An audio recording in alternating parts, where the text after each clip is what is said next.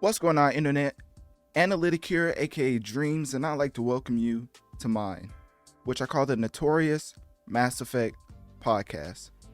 I'm a hip hop and gaming news source with a little bit of R&B mixed in, and of course, for this episode, we're going to be getting into the queen of the music industry, which is Beyonce Carter, in her album that was just released on all DSPs, titled COWBOY Carter. Now, of course, for this specific episode, 136, it's going to be titled Beyonce's Country Revolution, A New Era, because that is exactly what's happening with this country takeover by Beyonce. But, of course, just a little update before we get into the episode. I think the Kendrick Lamar Future Metro Boomin' Like That track is very impactful in a way that's, I'm not going to say never been seen before, but it's definitely a pivotal moment in hip hop history, as that track alone is one of the most successful hip hop tracks ever made. So based off that alone, and tying it back into the overall topic of the episode, it basically blocked every single Beyonce track from being number one, simply for the fact that everybody's still playing Like That on all DSPs. So that is why I bring that up, as I won't be getting into like a humongous deep dive into that specific track. But what I will acknowledge is that track is very pivotal in today's society, as I don't know what it is about just tracks that promote certain beef in hip hop, but boy, do they increase sales. So whenever you see the charts again, you're most likely going to see the Metro Boomin, Future, and Kendrick track Like That still be at number one. So with that out the way, of course, that's in the hip hop space. In the overall music landscape, I think Lose Control by Teddy Swims is still technically number one as far as overall sales are confirmed. I was just talking about specifically hip hop and R&B. So more of a update on just the podcast in general. That specific track from the Kendrick outing was very successful on my podcast, of course, as I think in the first 24 hours we was around 20 to 30,000 downloads, and that was like the first 24 hours. And if y'all know, I always talk about my downloads in a way to be transparent for the people who support, and basically I do around 70 to 80,000 weekly downloads. With that doing like 20,000, well, around 20,000 downloads in the first 24 hours, you can best believe that had a tremendous effect on the outlook of my weekly and monthly downloads as far as statistically. And not even that, but my Beyonce COWBOY Carter review. So if you look it up, Beyonce COWBOY Carter Analytic Dreamz, because there's a lot of other tracks I review, but as far as the album overview, that also did around 12,000 downloads in the first 24 hours. And now both of those combined makes March a very successful month in the history of the podcast. So let's just say that y'all did y'all thing, came out in droves to support, and definitely supported in a way that I saw and just was flabbergasted, for lack of a better term. I just saw the numbers. I was like, goodness. I was like, that is crazy, because if you don't know, I think my all-time best performing segment is Baby Keem Kendrick Hillbillies. You can look that up, Baby Keem Kendrick Hillbillies Analytic Dreamz. So when people came back to listen to my review of Kendrick's, just direct shot at the top, well, not top two, but one the perceived top two rappers in the industry, it was definitely also coveted by the masses. So I appreciate that help, as far as the listenership boost, and always transparent in the people who support me, or to the people who support me. So yeah, just wanted to let y'all know that. But also, another thing, I know it's, basically a month or two away, but of course, for the people out there and collegiate institutions out there just being weighed down by debt in the hopes of getting some type of stable income in the future, I just want to let y'all know that also I'm going through that transition, as going from the collegiate space to the real world space, because if you don't know, it's like a little bubble whenever you get into college, and then you get out and you realize that you have to find another vehicle to help you transition into a nice living, if that makes sense. So as far as that vehicle, trying to realize that this transition from graduating college to the real life experience is one of those where you need that vehicle in the middle to make that transition as smooth as possible. And that vehicle could be an internship, a full-time job, a part-time job. It's one of those to where whatever works best for you based off what you went for as far as your degree. But I wanted to speak on that simply to give my insight on how, at the end of the day, it's a very important transition that should be high priority as far as what you should take care of before you graduate. And so I just want to give a lot of advice, I guess, and a certain insight into what I'm currently going through. And it's not like nothing like crazy, like I'm just down bad or whatever. It's just one of those to where I was like, the transition is a real important thing from going from college world to the real life world. So I just wanted to speak on that and just give my knowledge, I guess, to people who's out there going through a similar situation. Just know that as long as you have that as a high priority as far as figuring out the vehicle that's going to take you into a smooth transition from college into the real world, then you will be okay.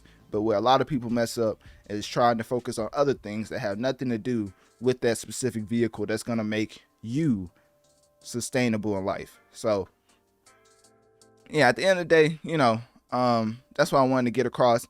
I was talking to a lot of people about the transition, one of them being my dad, of course. And when I said that, when I phrased it in that way, he said it was very profound, you know what I mean? And he's way smarter than me. So I was like, I got to repeat that on the podcast, hopefully it will impact and help out somebody out there, going through a similar situation.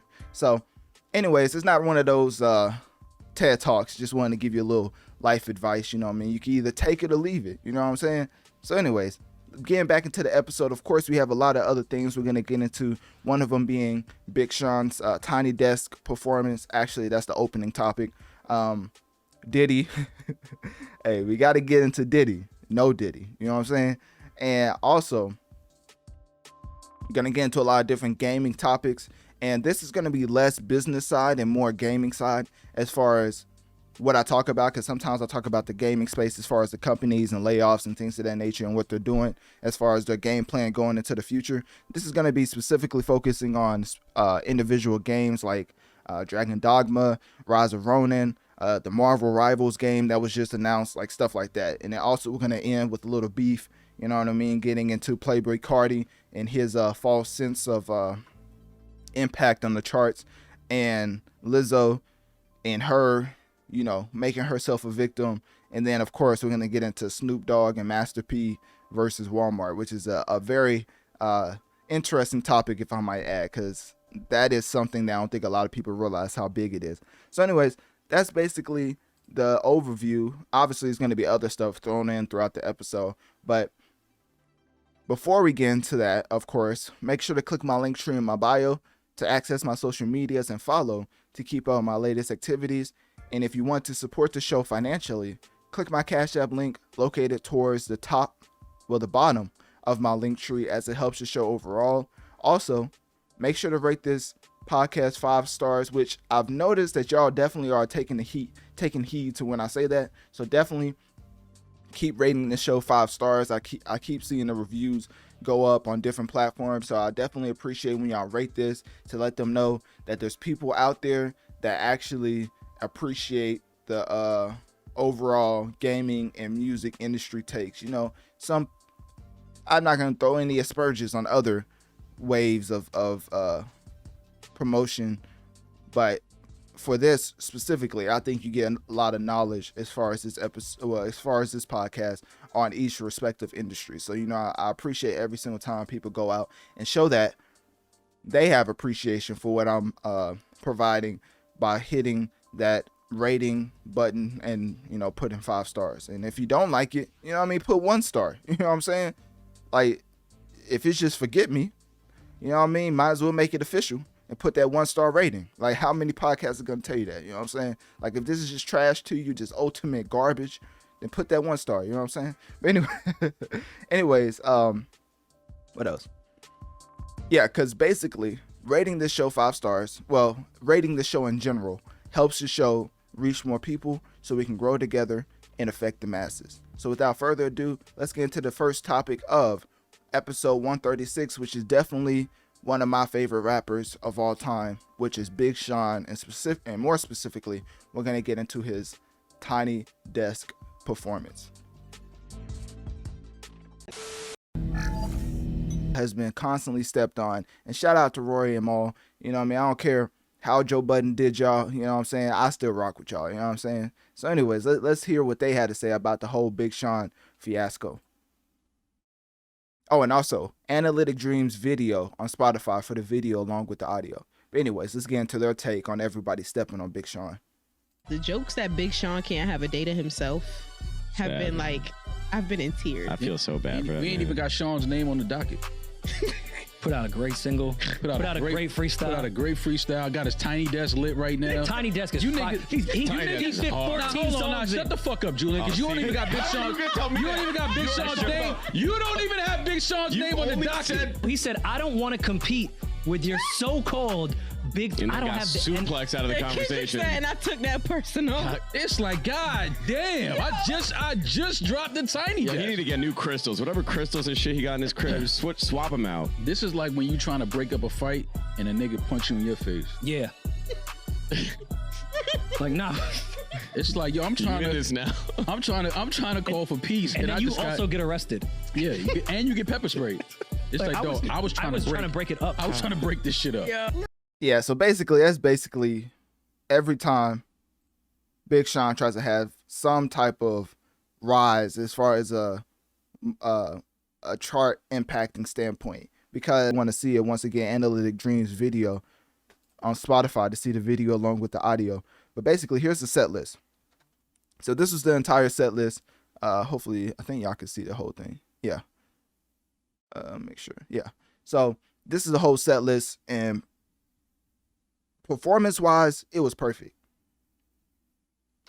I would have preferred more chart-topping tracks just to showcase like I have hits, but still, because of the tracks on here like Memories, Marvin and Chardonnay, what else? On Up, I still don't know what that is, and that may take my Big Sean fan card, but I don't know what On Up is. A lot of these tracks seems to be more of a performative type track, which is why he had it on the set list. But I would have preferred more of the standout hits like Blessings, Bounce Back, and I Don't Mess With You. Basically, it's on the set list, but I would have preferred more of those tracks because he has a lot more he could have dug into as far as his top charting bag. But if you don't believe me, I also have another. This is basically all of Big Sean's hits ever, right? And his top 5 tracks is As Long As You Love Me, Bounce Back, Mercy, Dance, and I Don't Mess With You. As far as, that top 5, you can obviously see that some of those are not even on here. Like, As Long As You Love Me is literally the best performing, track ever for Big Sean, and he didn't perform it. And one could say, oh, that was a Justin Bieber track, but then he performed All Me, which All Me is off of a Drake album, isn't it? So I believe like just because it's not your own track, you shouldn't be able to perform it, which is why I think it should have been on there. Mercy, I mean, I guess it kind of makes sense why it's not on there. Dance definitely makes sense why it's not on there. I mean, it's one of his best performing tracks, but also I think in retrospect, I think it's one of those detrimental tracks because people are just gonna attribute you to saying the what word over and over to get a hit. So that I think that does more harm than good. So I mean, as far as the rest of his top performing tracks, you can see right here, and the whole list is out there on the internet if you want to see it, but this is just a concise list of his just chart topping hits. I mean, he has 52 total entries. He has 3 top 10 hits, 9 top 20 hits, 17 top 40 hits. I mean, some of those could have ended up on this set list. if not all of them. So it's interesting he went into his mixtape bag, because that's basically what he was doing. He was just trying to reflect on his journey, and it also showcasing him just talking about a lot of the overall challenges that he had to overcome. Basically, his second album being the pivotal turning point, and everybody thinking he fell off, and he came back with Dark Skies Paradise, of course. So, of course, oh, okay, so On Up is a new song he teased on. So it's for his upcoming album. Oh, okay, that's interesting. And it's dedicated to his son. Man, talk about being heartless. I was just talking about that track, like, why is it on here? But that makes sense. So anyways, obviously the Tiny Desk performance, let me see, bring that back up. The Tiny Desk.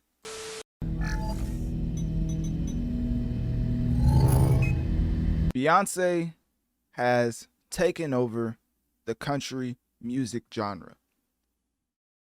So Beyonce just put out an album titled Cowboy Carter.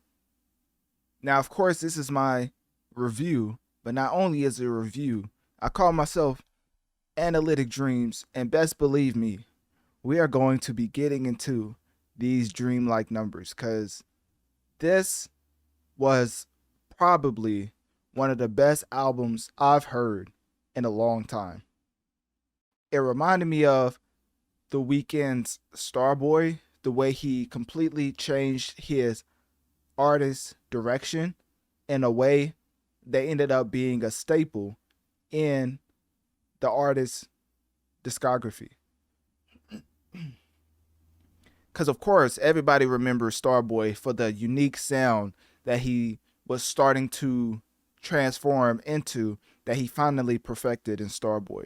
Obviously, with this country-inspired album, Cowboy Carter, this is technically the first time that she fully went country, quote unquote, as far as like mixing elements of country, elements of R&B and hip hop into a complete album. And let me tell you, it's probably one of the better albums you're ever going to listen to in life. As far as sonically, it's amazing.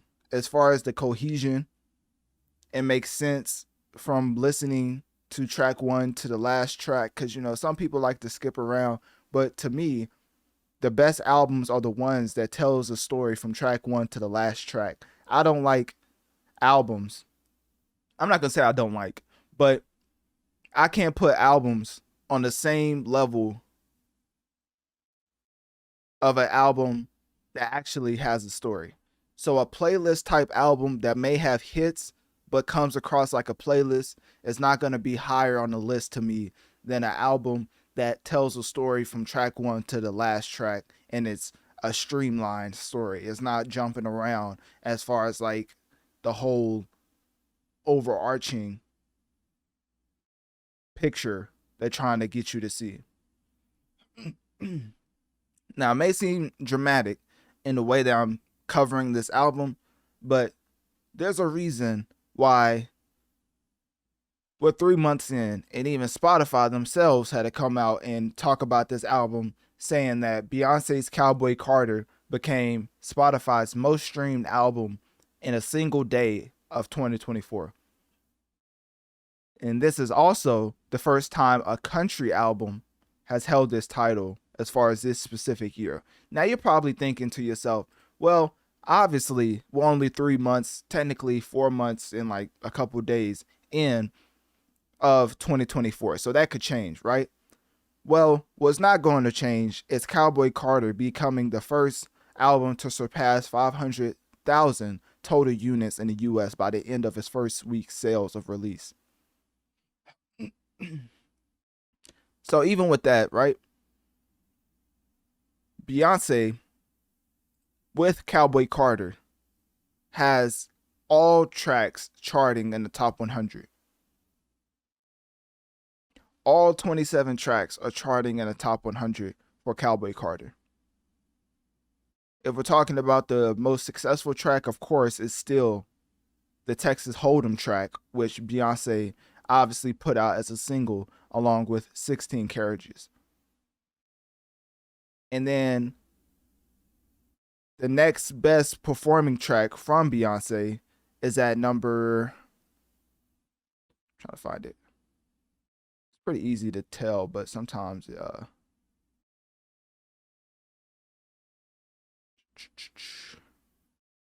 had to go a little bit down. Hold on, give me a second.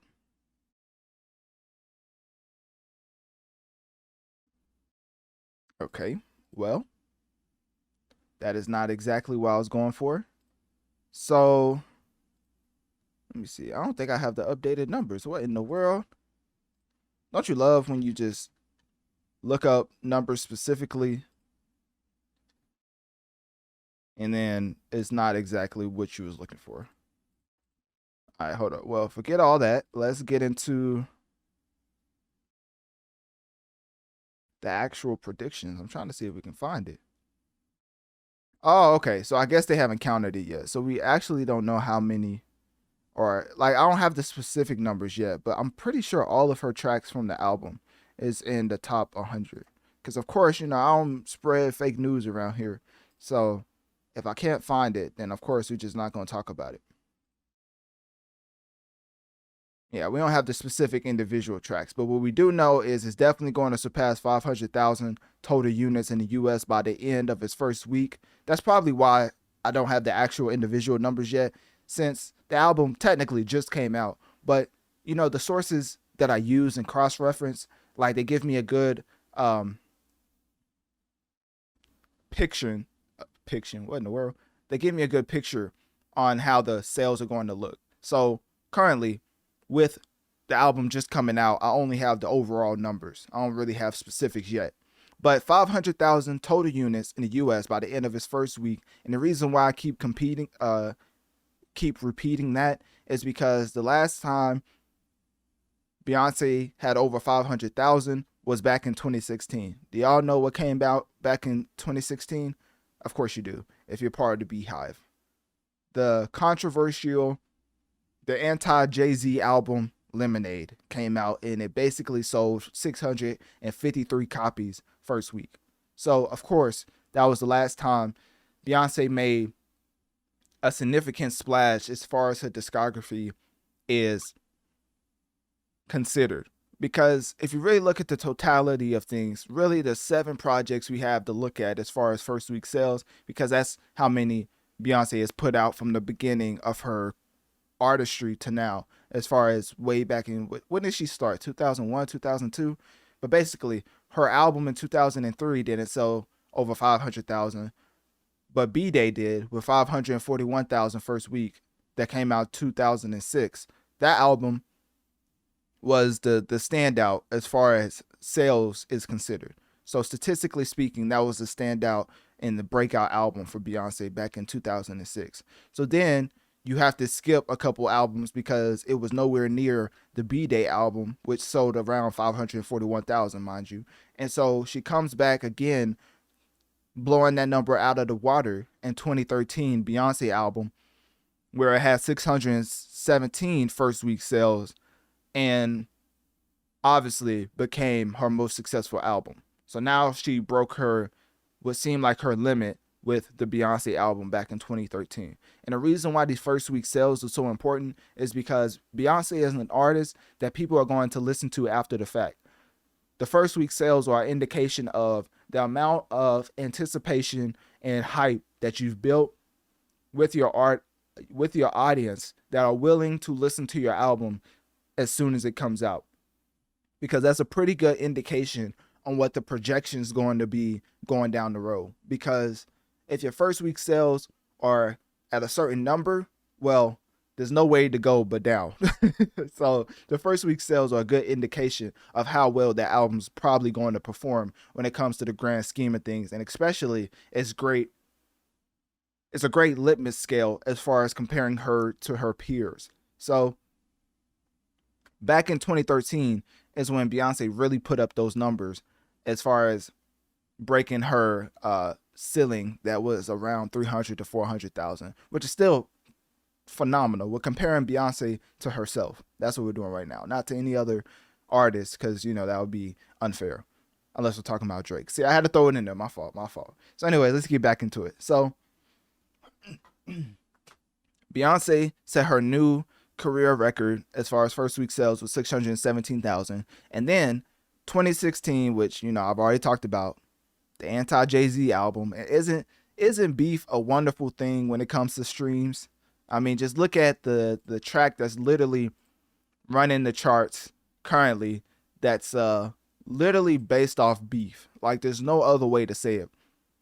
The track that's based off Beef is the most popular track in the world, which is Kendrick and Metro and Future's track Like That, which is literally the #1 song in the world. 90.3 million streams. 76.8 million people pay for this track, which doesn't happen. People don't pay for hip hop tracks. People just stream it and then that's it. But they're getting streams along with actual not hard copy, but like actual purchases on digital platforms such as like iTunes and stuff, so they can have it forever. And people usually just stream the track. So anyways, Beef is the reason why a lot of these sales are like the way it is. So Like That by Kendrick, Metro Boomin, and Future, using that vehicle of drama, going at the biggest rapper ever, has resulted in them having the biggest track ever as far as streaming wise. And of course, that's a callback, because we're going to get back to Beyonce in a second, but now we're talking about numbers. So we're saying why these numbers are so significant and why drama attributes to it. Because now,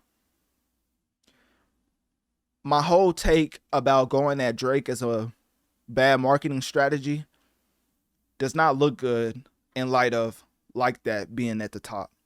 But my rebuttal to that, of course, is because I still stand on it. Going at Drake is not a good marketing strategy, because best believe me, the only reason Like That is the most successful track for Future, Metro Boomin, and Kendrick ever, like out of their prestigious, iconic career, this is the most successful, statistically speaking, this is the most successful track they've ever had in their career. Why do you think that is? And do you think they'll ever be able to replicate that?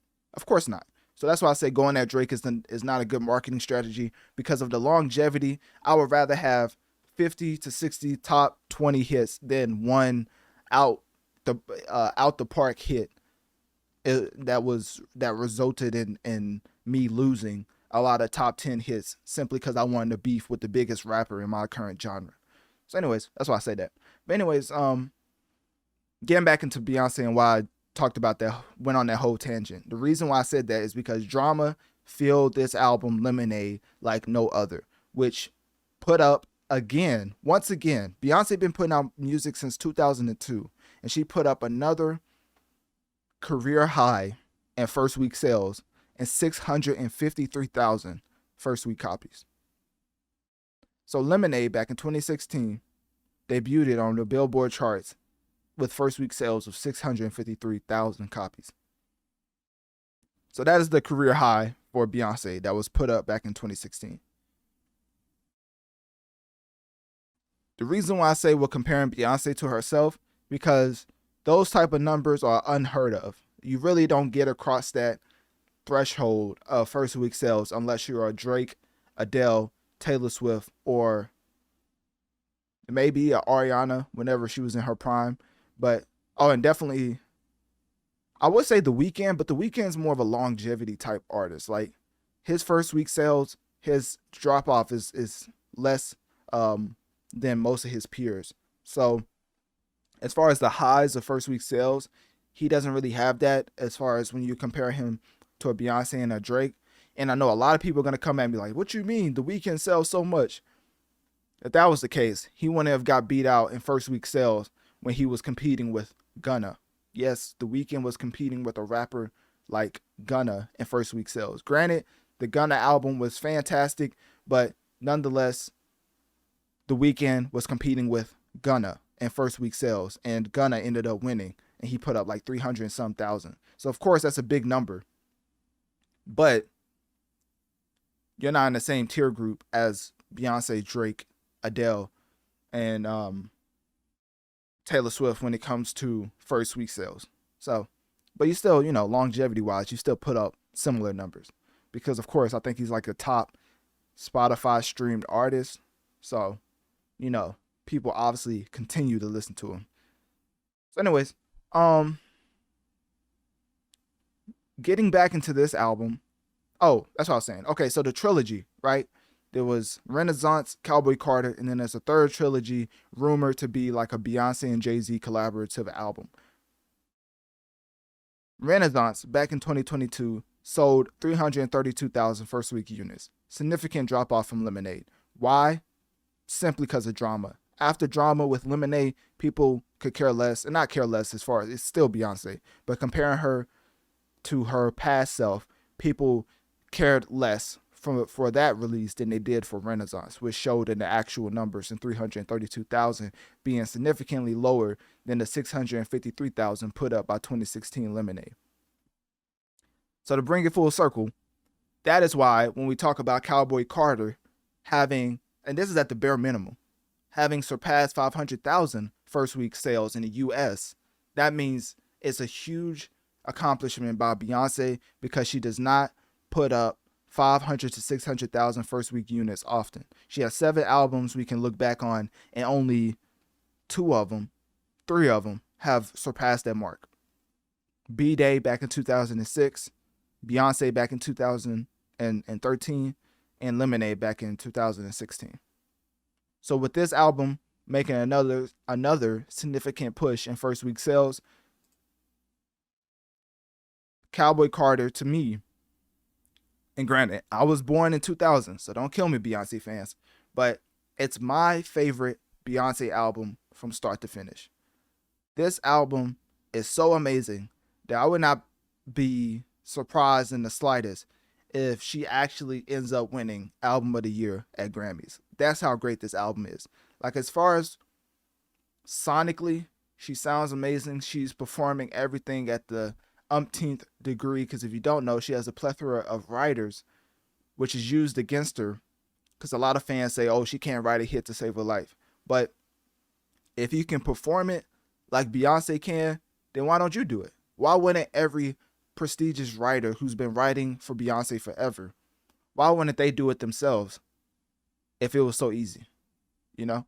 And obviously, it's not easy. Beyonce performs it in a way that sonically, vocal inflection is just it's just out of this world and through the roof, to the point where you realize that Beyonce is her. You know how people be like, I'm him?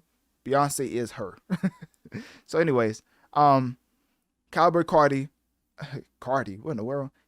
Cowboy Carter has 27 tracks, and we're going to get into all of them because I ain't going to lie, this is a episode based off of the Beyonce country takeover. I mean, literally this whole episode is titled Beyonce's Country Revolution, A New Era. So best believe we're going to spend some time on this album, because this album, out of all the albums, definitely deserves it as far as just having a track by track breakdown. Now, obviously, I'm not going to be going like super in detail to the point where I'm analyzing every single verse, but I will be giving my overall thoughts on every single track on this album, because I'm not used to playing a Beyonce album like I've been. Like, listening to an album is one thing, but going back to it time and time again, even when, you know, you're in the gym and maybe you want to listen to some Future or some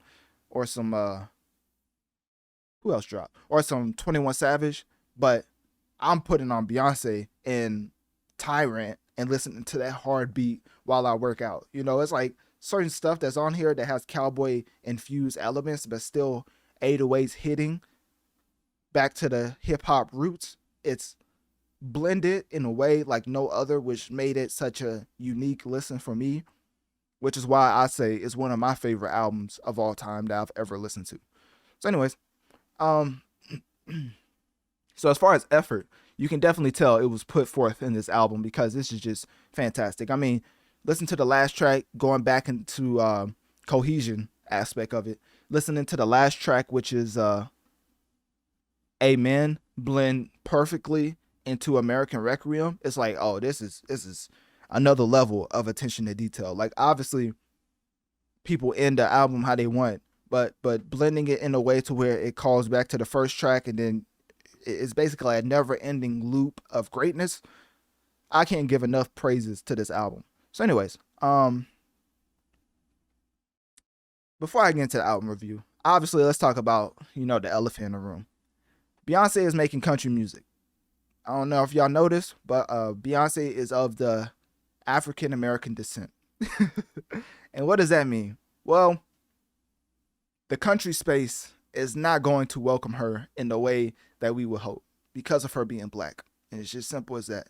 So throughout her marketing and promotion, she definitely had a lot of the pivotal people in that community give her a cosign to where it made it easier. It made the medicine go down easier because it made people come around to the fact that, yeah, maybe black people did have a hand in country being what it is today. And maybe we shouldn't be as gatekeeping to the black people versus the white people. You know what I mean? It's almost one of those things where, maybe racism isn't okay. You know what I mean? Maybe I shouldn't just judge them off the skin of the color or off the color of the skin. You know what I mean? Maybe I should just actually judge the music itself without just being so defensive into what Beyonce has contributed to the country genre. Because that specific point I just made is literally why Beyonce is out here paying homage to artists like Dolly Parton, Willie Nelson, also having Miley Cyrus on her album. Like, it's so many things that shows that she's not just being disrespectful. She's paying respects to the greats in that genre based off of the fact that the country, I'm not going to say everybody in country is just racist, because obviously I know people that's heavily in the country and they're pretty cool. You know what I'm saying? Like, that's just my personal life experience. But as far as the totality of things, through research, through people coming back, and the friends I've had that've had, racist encounters with that specific setting, let's just put it like that, I would say that it's much needed growth. It's much needed growth as far as the inclusion of black people, and not only black people, but specifically the black women into that country genre, because sometimes they will let men, they'll be more inclusive to men than women sometimes, and that's just in general in life. So with this being the first woman to top both the hot country songs and hot R&B and hip hop song charts since the inception back in 1958, obviously the sales are cemented forever in life. So let's just focus on the quality aspect and how I think Beyonce uniting people through this country music, country infused hip hop music, I think will help contribute to both genres throughout history, instead of just trying to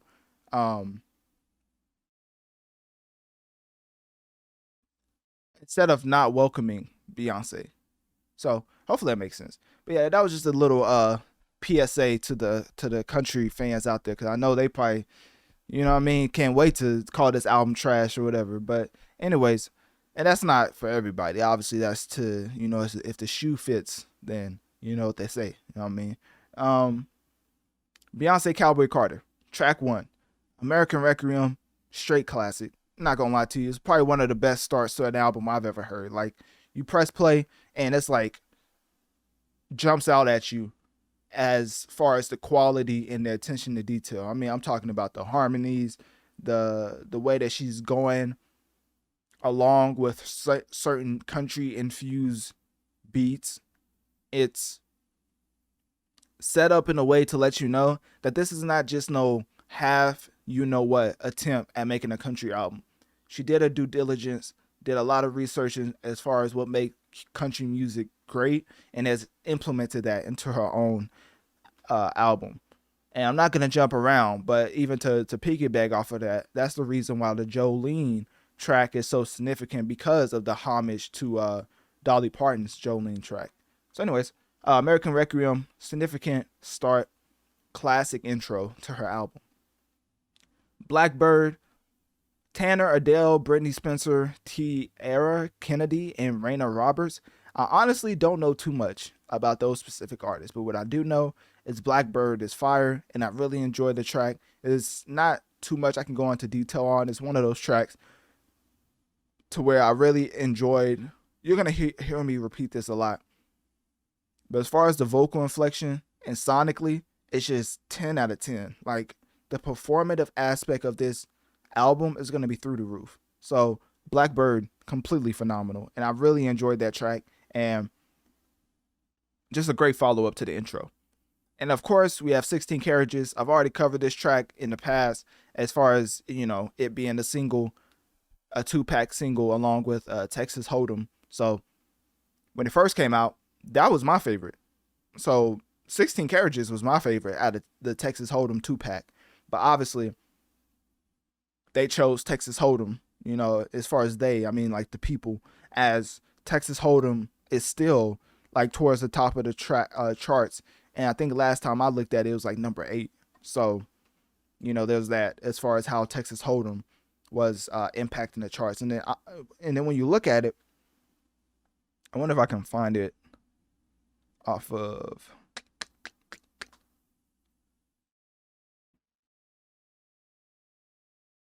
Yeah, and then when you look at it in the USA, yeah, the album's it's hard to look at the stats now because the album just came out. But yeah, so I think it'll be even higher simply for the fact that the album came out, because now a lot of people are going to be re-listening to Texas Hold'em, and it'll probably even jump even higher as far as the top 8 is concerned. Because of course, let me see. They say Yaya is one of the more performing tracks off of the album. Beyonce and Miley Cyrus' second most wanted is aiming for a top 10 debut. So Yaya, second most wanted. Texas Hold'em is going to keep rising. So that's already 3 tracks in the top 10, which is crazy for one album. What else? And then they said Levi Jeans is going to enter the top 10. Basically, this album's going to take over. The only thing that's going to stop them from getting that number 1, I think, is the track, which is why I even brought it up in the first place. The track Like That with Kendrick Lamar, Metro Boomin, and Future. Because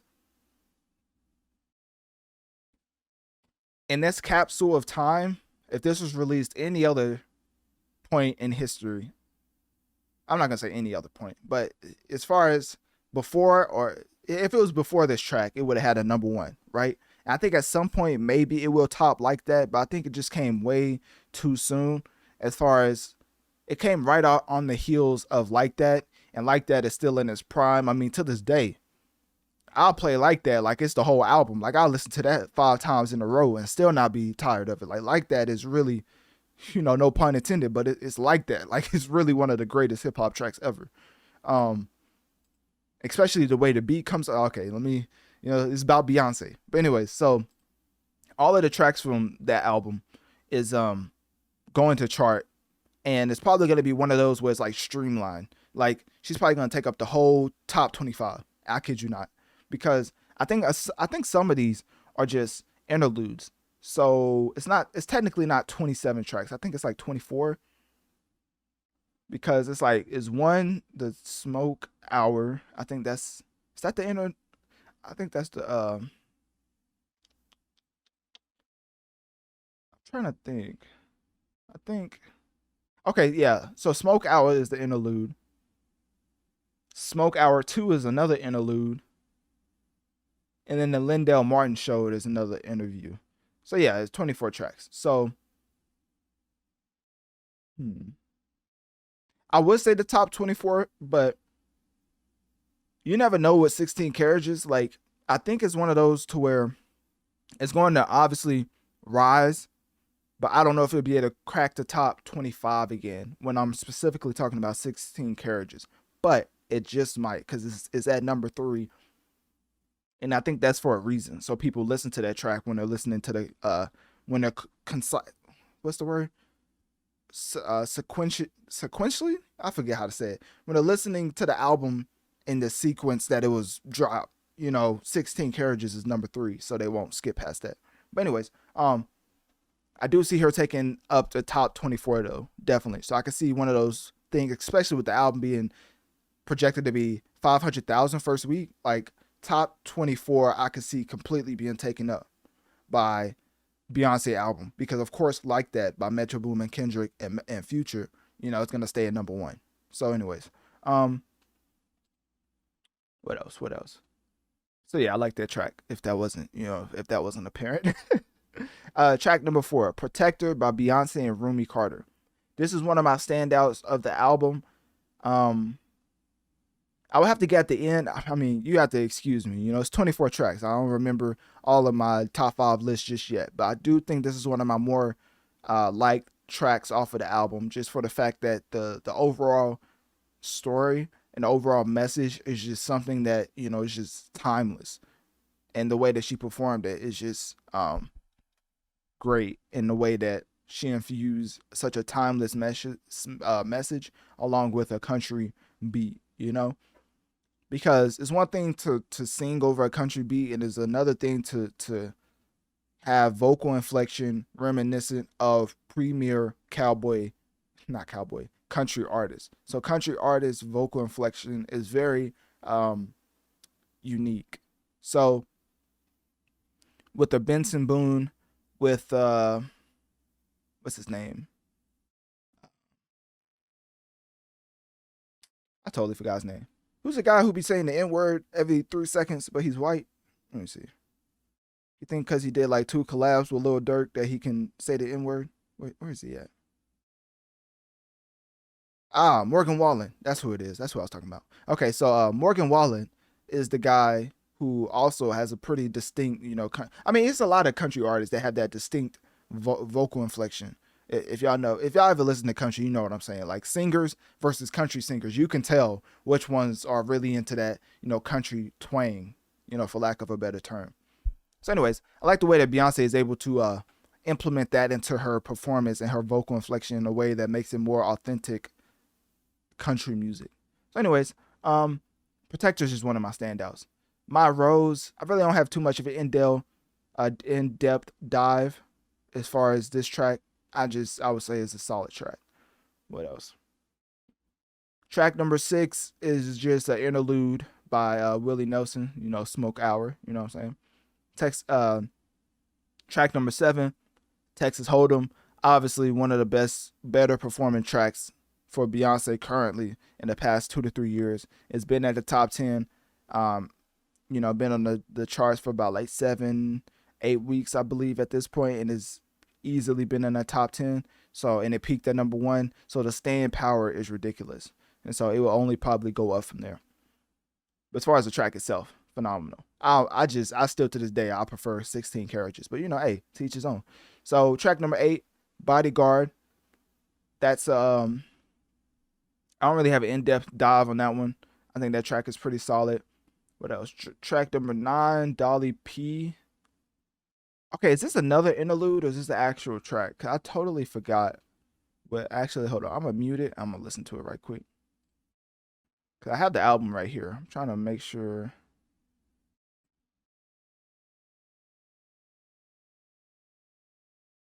Yeah, it was just it was a lead up. So it's another interlude. So it's really only 23 tracks on here.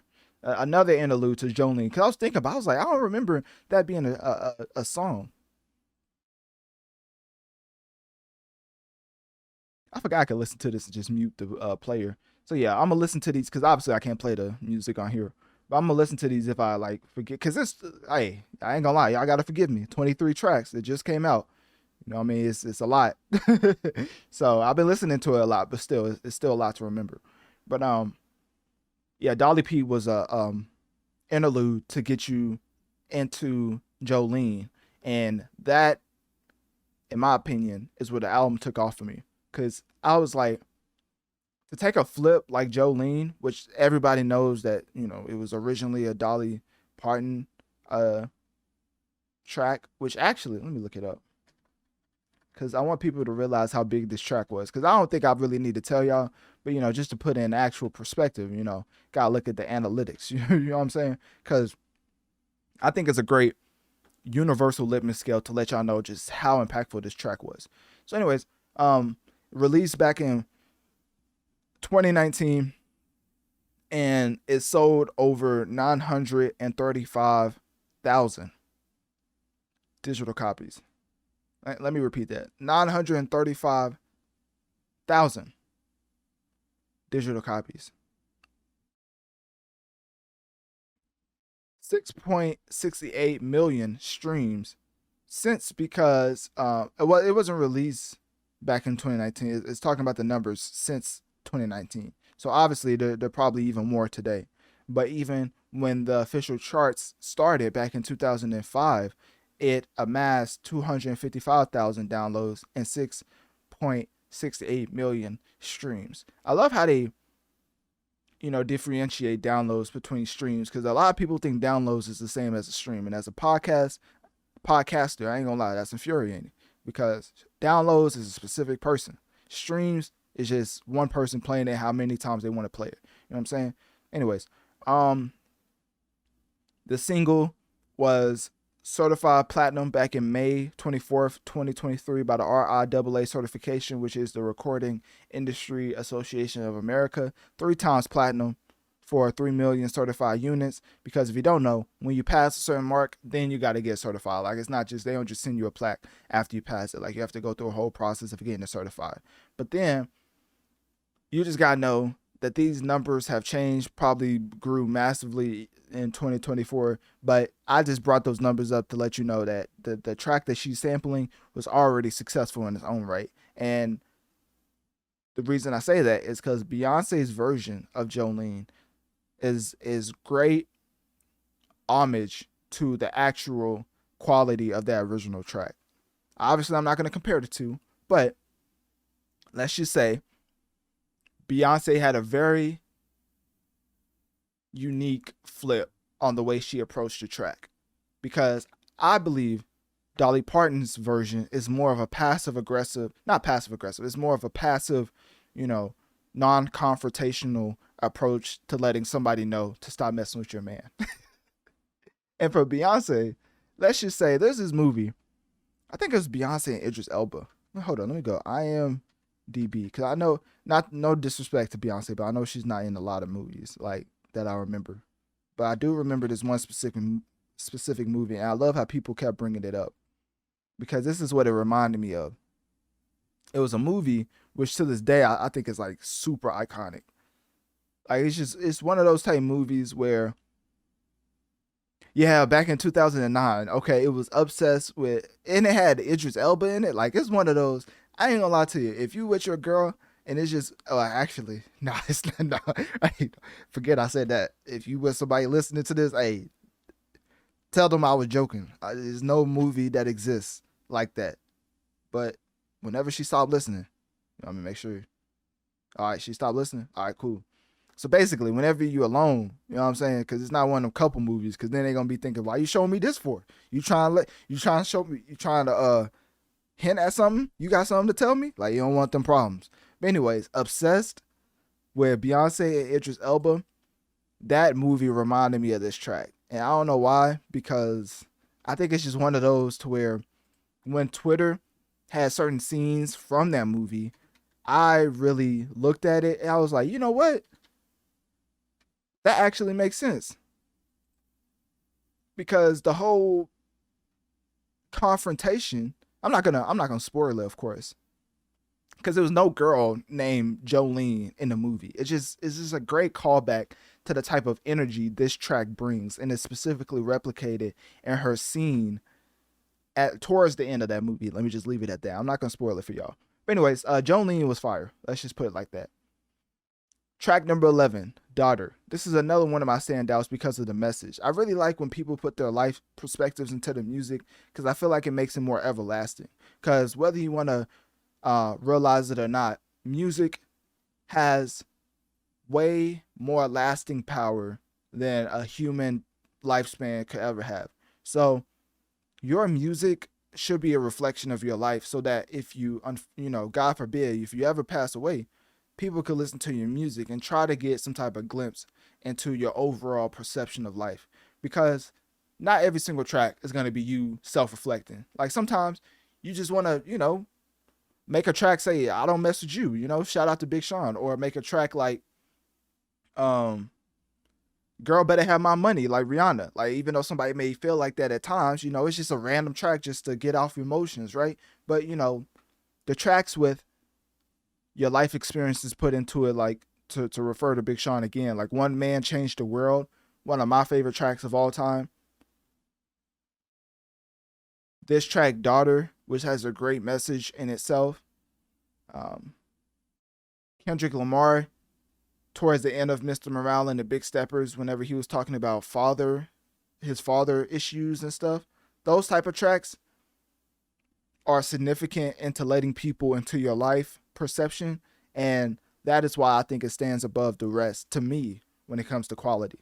So anyways, obviously those probably not the performative tracks that statistically are superior, because, you know, people prefer certain things when it comes to replayability, and self-reflection sometimes isn't one of them. But to me personally, I really hold those in a high regard, as it gives me a nice, it's like reading a book. It gives me your perception on life through your creative instrument, if that makes sense.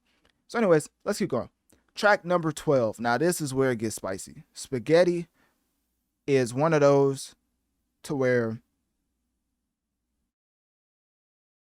the people who hold against the fact that, basically, the people who hold against Beyonce, the fact that she uses writers, I think Spaghetti is why it shouldn't be such a pivotal point in the Beyonce naysayers, because the performative aspect is such a integral part in rapping that even though somebody writes down some words on a paper, to make them come to life, you have to say them in a specific way, in a specific fashion, for inflections and certain things you want to emphasize, and breath control. All of that comes back into the form which you call rapping. So with Beyonce off of Spaghetti, I think that the way that she was getting off her bars and getting off her ad-libs, because I'm pretty sure the ad-libs at the beginning of Spaghetti needed some work before they came across as authentic, because it sounds a little janky at first when you listen to it. It's like, why is she doing that? But then when you get into the flow, it's like, oh, okay, she was like literally getting ready to give some bars. I mean, she said at the snap of my fingers, I'm Thanos, and then that's the ad-lib I'm talking about. But then she gets into her verse, right? Hold up. She was revving up for this, right? When she gets into, they call me the captain, the catwalk assassin, when they know it's slapping, then here come the yapping, all of this snitching, all of this expletive, because it's PG podcast, just a fishing, expedition, dumb admission, in the kitchen, cooking up them chickens, extra leg, but I ain't even trying to kick it, cunty, country, petty, all the same to me, plain Jane spaghetti. No sauce, too soft. They salty, they shooting like curry. One hand on my holster, then pass it to Hova. Thought it was sweet when they was walking in the back door of the kitchen, past the dirty dishes. Now we on the mission. Tried to turn me to the opposition. I'm appalled about the proposition. Y'all been played by the plagiaristic. Ain't gonna give no clout addiction my attention. I ain't no regular singer. Now come get everything you came for.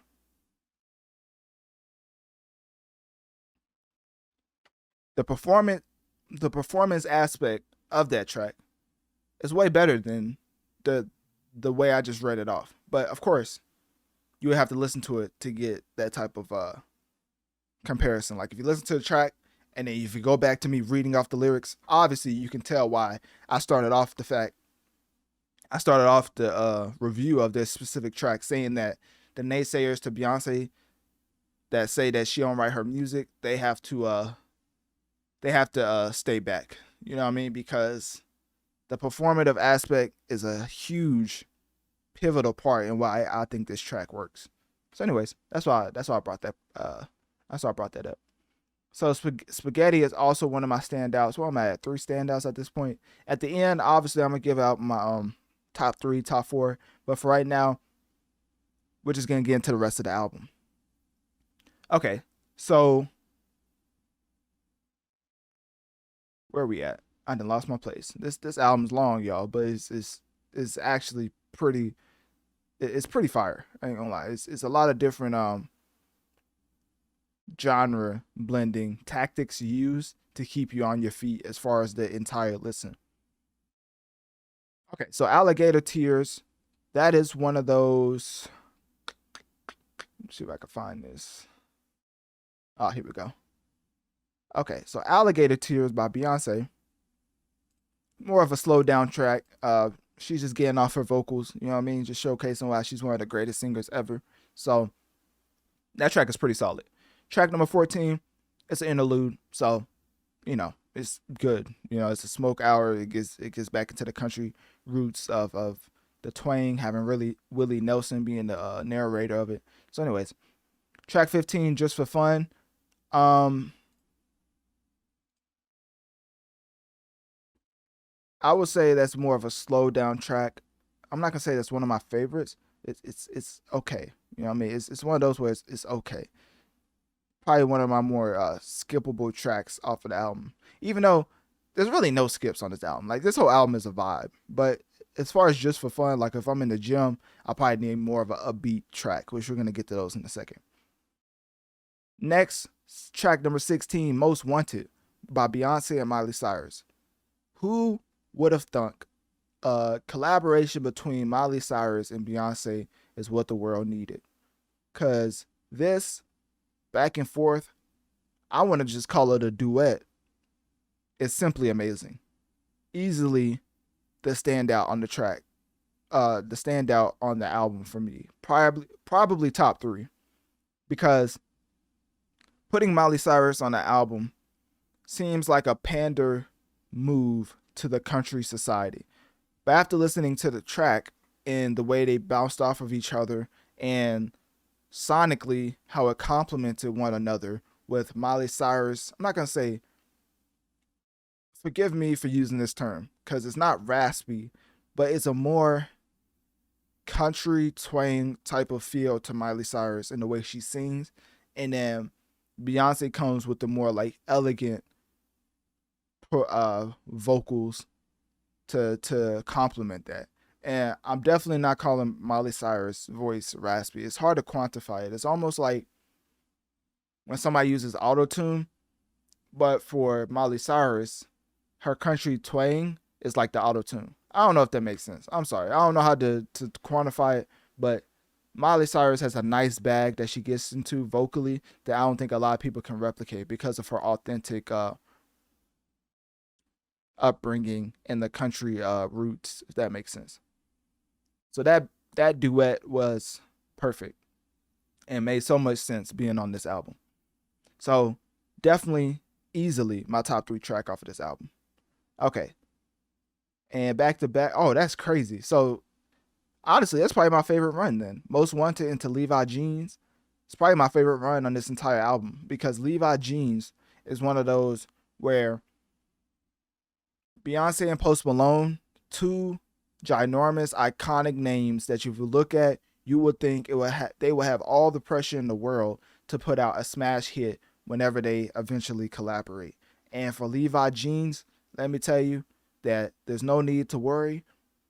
The first Beyonce and Post Malone collab has been confirmed a hit, as listening to it, the subject matter, the tonality of Beyonce going first and then Post Malone coming in like 1/3 of the track, and then them both playing off each other towards the end, and then the last 20 seconds is what made me realize that Post Malone brought his A game, because obviously throughout the verse, you know, they're giving their sentiments about Levi jeans, you know, a lot of double, triple entendres as far as what that means. And then towards the end, Post Malone gets on his whole solo, basically, and he gets on this singing verse where he's just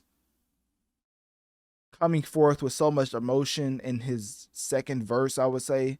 It's like towards the last 20 seconds of the track. Hold on, let me see. Let me play this and see.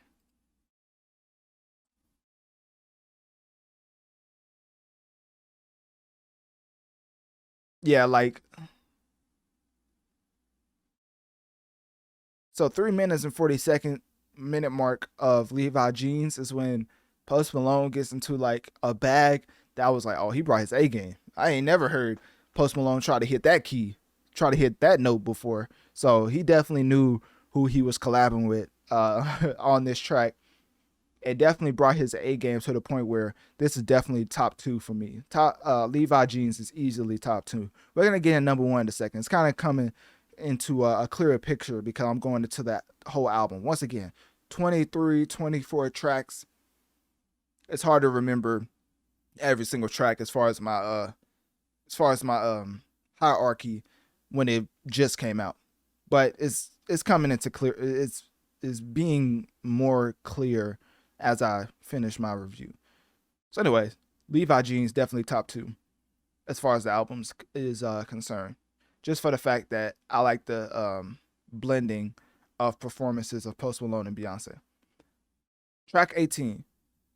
How you say this? Flaminico? Flaminico? I don't know. More of a slow down track. I don't really have nothing to say about that. The Linda Martell show. I can't read. I think that's an interlude. Is this an interlude? Yeah, okay. So there's 4 interludes. Yeah, so there's technically 23 tracks because there's 4 interludes. So anyways, and then if you get into the singles, there's let me see.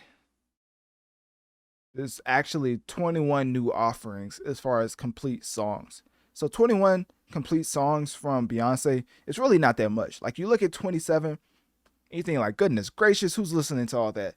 But if you think of the fact that there's 4 interludes and then there's 2 singles that was already, or there's 2 tracks that was already out as singles, really you have only 21 complete songs off of this album, which I think is a, you know, not overdoing it, but definitely not a subservice as far as a Beyonce project is concerned.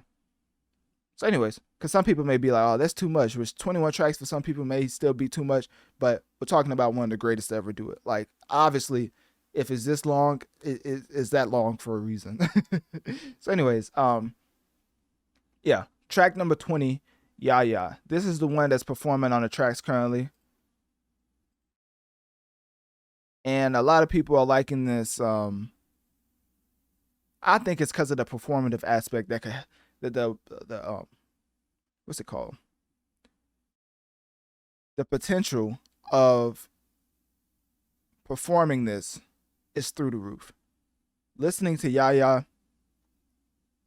you can already picture Beyonce on the grand stage with her backup dancers and the crowd going wild to this track. This probably is the best performative track on this album, which is why it's probably doing well sales. Well, statistically speaking, is probably attributed towards the performative aspect of this track. So that's why I think Ya Ya is doing so well as far as when it comes to streams, because the potential to have such a grandiose type of performance with this track is just through the roof. So anyways, track number 21. Oh Louisiana is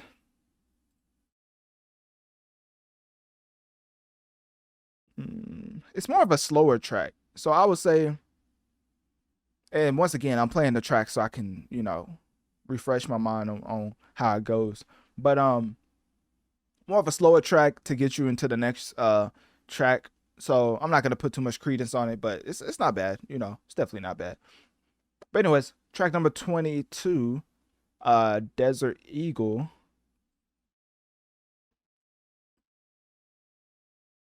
I would say that's also showcasing Beyonce's just extraordinary vocal ability, and you just have to listen to the album to just know what I'm talking about, because it's literally like, I always say that Ariana is probably the best singer I've ever heard, like, in life, and I would say The Weeknd is probably the best like male singer I've heard. Obviously, you know, somebody's gonna come out the cut like, what about Tank? What about what's his name? I forget his name. But anyways, you know, that's the point, right? You know, it's so many people that may be better at a talent aspect, but as far as the totality of things and replayability is involved, it's not all about sales. But if you can captivate the masses along with talent, then, you know, I'm gonna be swung as far as who I think is the better all time. So that's why I say Ariana and The Weeknd is probably the best voices, you know, as far as the two as far as the respective people are concerned in their peer group. So anyways, almost pulled an Aiden Ross. Anyways, what else? Riverdance, track 23. So let me tell you something. I ain't even got to play this to remember what this is. This is definitely in my top 5. And for the simple fact that y'all remember how I talked about Yaya and the performative aspect, Riverdance is probably up there as far as the next track, as far as having the highest potential on just setting the crowd off and making them go crazy. Because Beyonce knew what she was doing making this track Riverdance. Now, this is a PG podcast, you know, so a lot of things can't be explained as far as what I mean by that statement. But let's just say Riverdance is going to promote a lot of actions from significant others. So that's what we're going to leave it at. All right, so track number 27, Two Hands to Heaven. So I forget how this track went. How did this track go? Oh, this track. Okay, so this is one of those where the harmonies really showcases its highest, like the highest level of vocal harmony, I think is displayed in this track.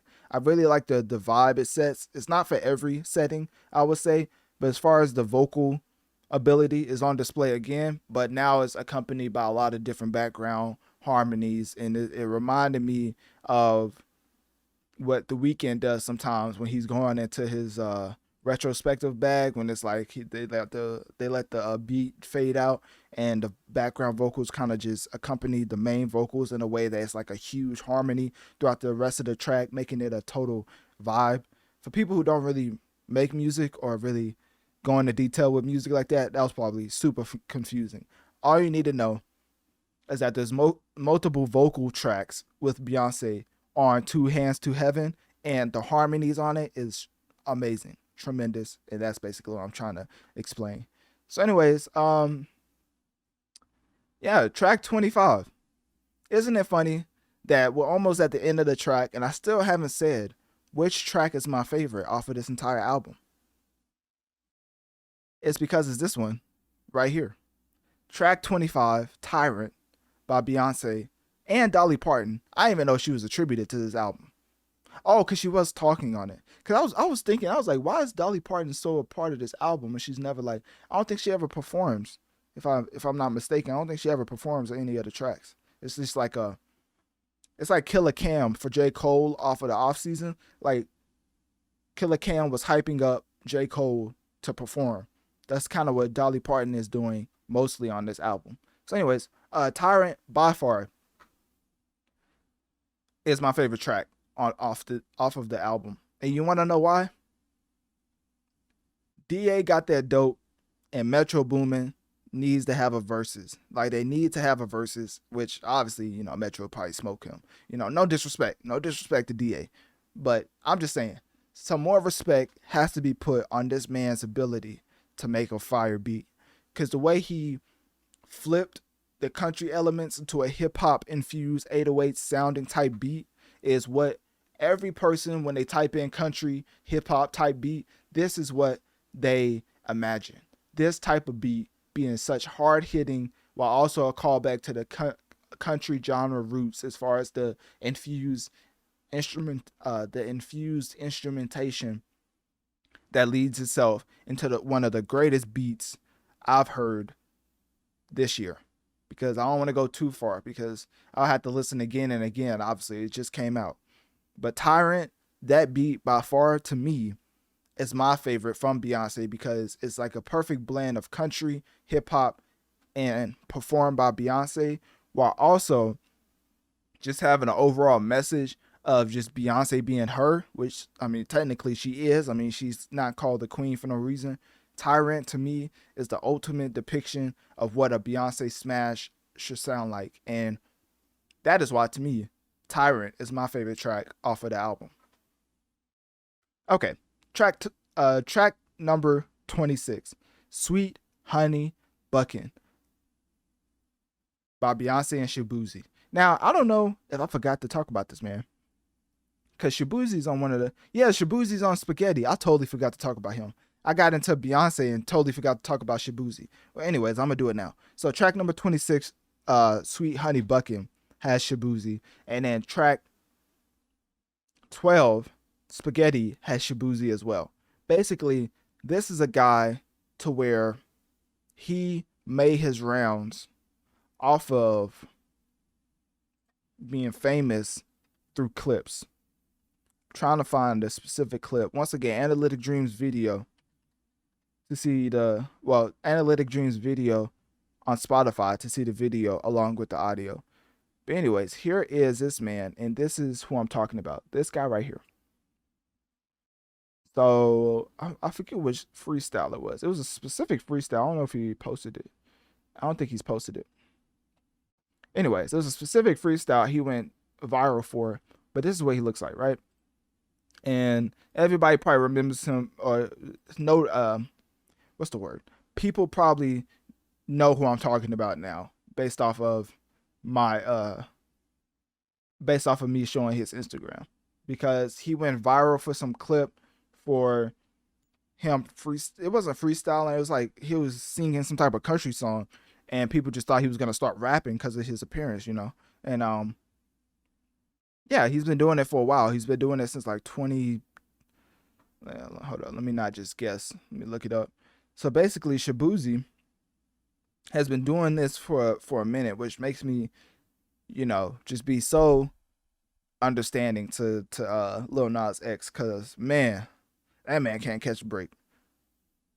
I mean, imagine popping off with a certain sound that somebody started before you, and then you falling off, and then that person who started before you, now he's getting his claim to fame. That's basically what's happening with Shaboozey. As he started way back in 2014, obviously we know when Lil Nas X got popping, but now he's making way more waves in the music industry, as not only the Beyonce handout as far as 2 features on her album, but he had a track off of the Spider-Verse album, which obviously Metro was producing, with the track Start a Riot. Wait, was it that specific track?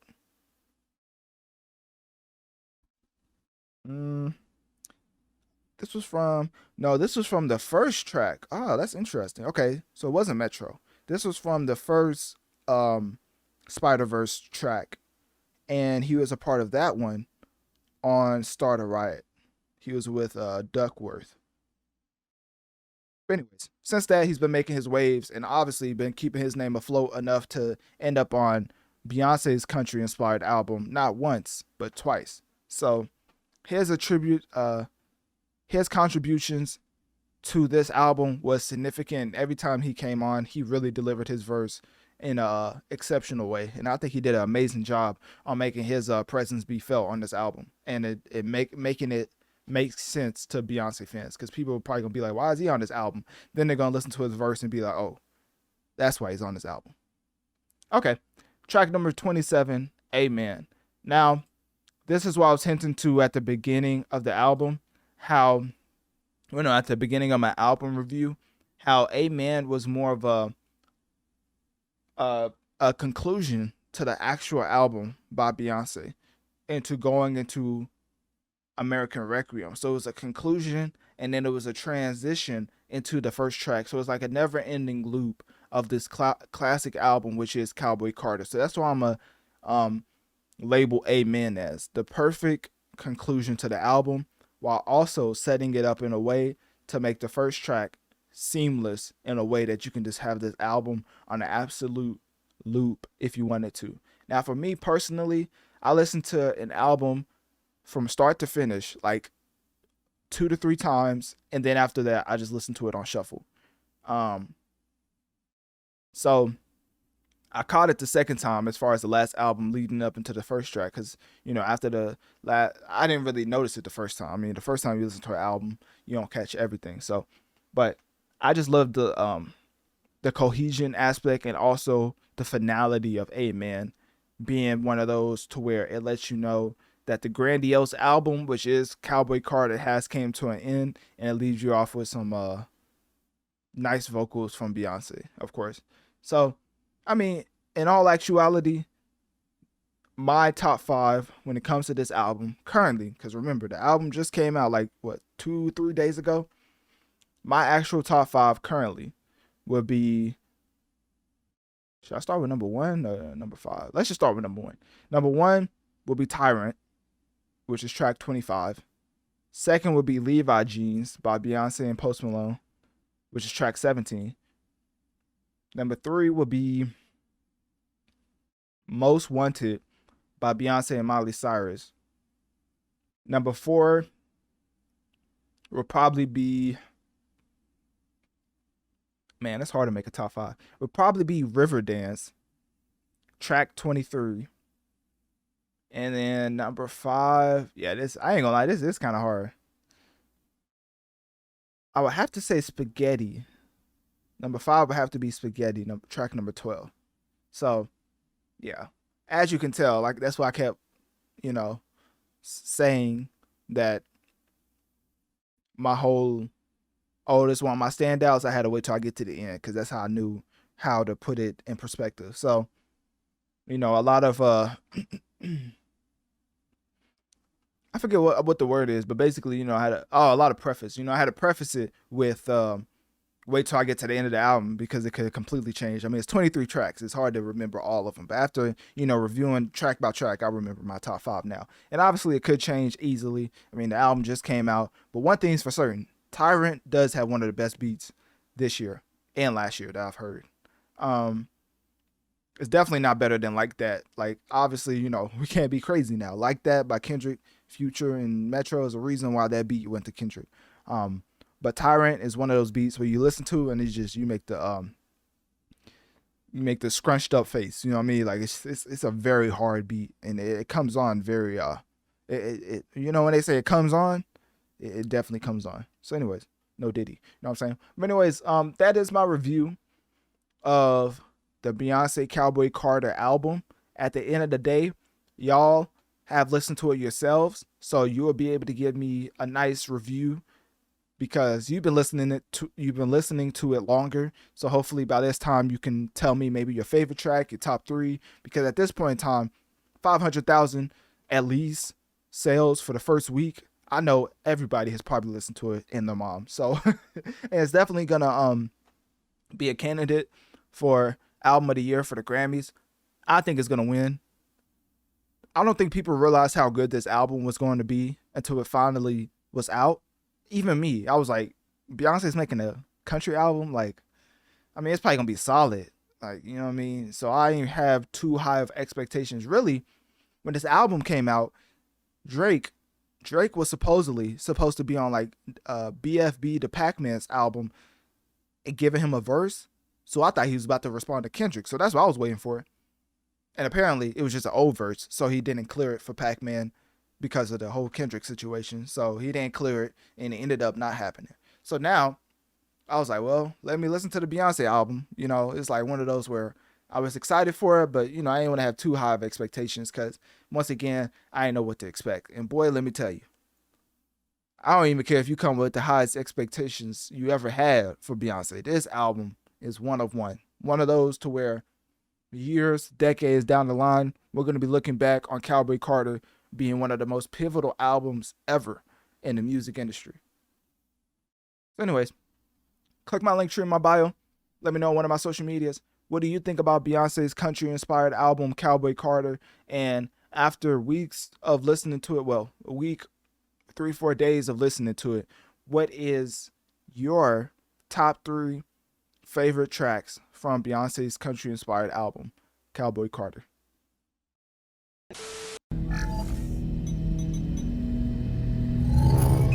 Honestly, the cross-verifying of so much information is why this came out at the time it did, because I wanted to dot my I's, cross my T's as far as gathering the information and being able to give it back to y'all in a concise fashion. Because let me tell y'all something. Of course, a lot of people have a lot to say.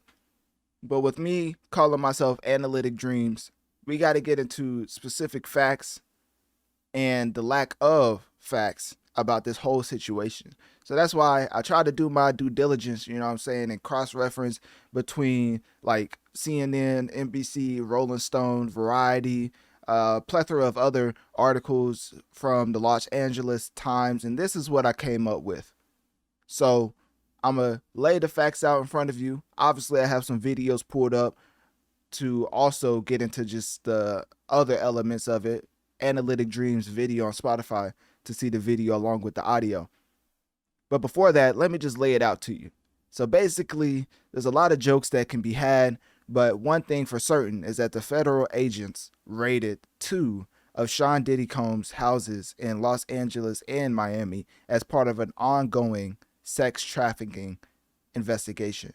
Now, I want to stop there because, of course, the P. Diddy and the diddler and the no Diddy and all the sort of slang that's been thrown around and created by the one and only P. Diddy event is funny. But at the end of the day, we have to separate certain things. So obviously I'm going to get my jokes in when needed, but this is just more of an informative setting to let you know what's actually happening. Because I think a lot of people come at it from the standpoint of, oh, I knew he was doing it. That's why they're saying, did he do it? Because they're basically implying that he did do it. So what I want to say is the comparisons between Sean and Jeffrey Epstein, to me personally, is outlandish. And the premise that a lot of people are attacking it as far as comparing it to is simply based off of luring victims with their luxurious lifestyle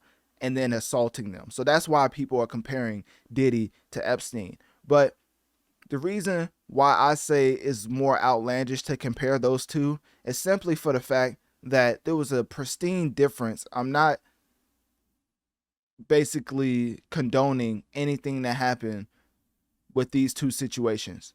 I'm pointing out the difference of why these two individuals should not be compared, because Jeffrey Epstein is and has been tried for having and targeting, so not even having, just targeting underage people, some as young as 14.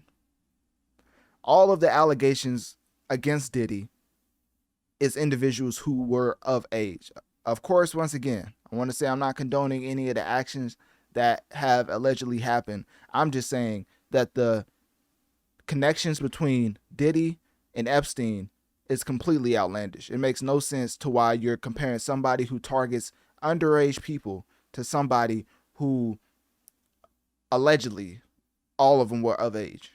So, of course, the abuse of power and violation is gonna make people just blindly associate one with the other. But there's pristine and factual differences that you can look up for yourself that I think is worthy to be noted. Now, let's get back into the whole lawsuit situation, right? Because basically the whole thing that kicked this off was Cassie accusing P. Diddy of the R word and abuse way back in 2018.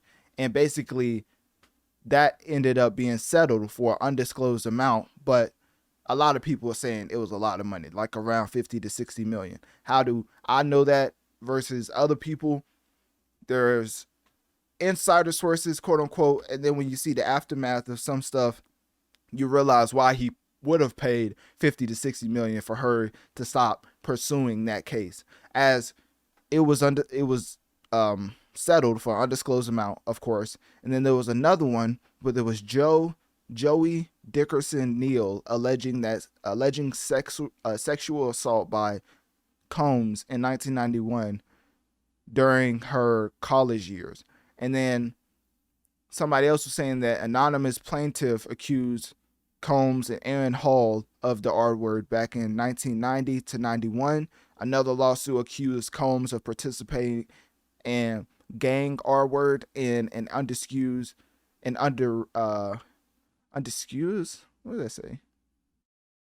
And basically it happened in 2003. And then a producer, Rodney Little Rod Jones, sued Combs alleging unwanted advances and involvement in sex trafficking parties with underage women. So, of course, those are all the lawsuits being targeted towards Diddy. And what I would say is the overall landscape of the law and how it's implemented, I am not a professional in. So I'm just going to cover the facts and lay it out for you, because a lot of the things that's been happening has been he said, she said, but the overall facts of the case, as far as the lawsuits I just named for you and the years that they was claiming it happened in, is a result in this raid that just happened and the ongoing investigation by the Federal Homeland Security. So that means that it's very serious as far as the stakes right now, because no formal charges have been made against Sean Diddy Combs, but the investigation stems from all the lawsuits I just named and the allegations of sex trafficking. But of course, the specifics are not disclosed. So when getting into all of the allegations, that's when we come to the video I'm about to play right now, as this gives you more of an overview snapshot of what happened. But basically, I wanted to set the ground stage for why this is happening and all the lawsuits dating all the way back to like 1990 and why this is such a big deal now, right? So anyways, shout out to, let me see if I can find this, Entertainment Tonight for this video.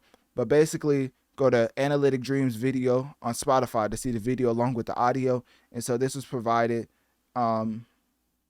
more clarity into the whole raid situation, as they have very exclusive photos and videos of what happened during the raid.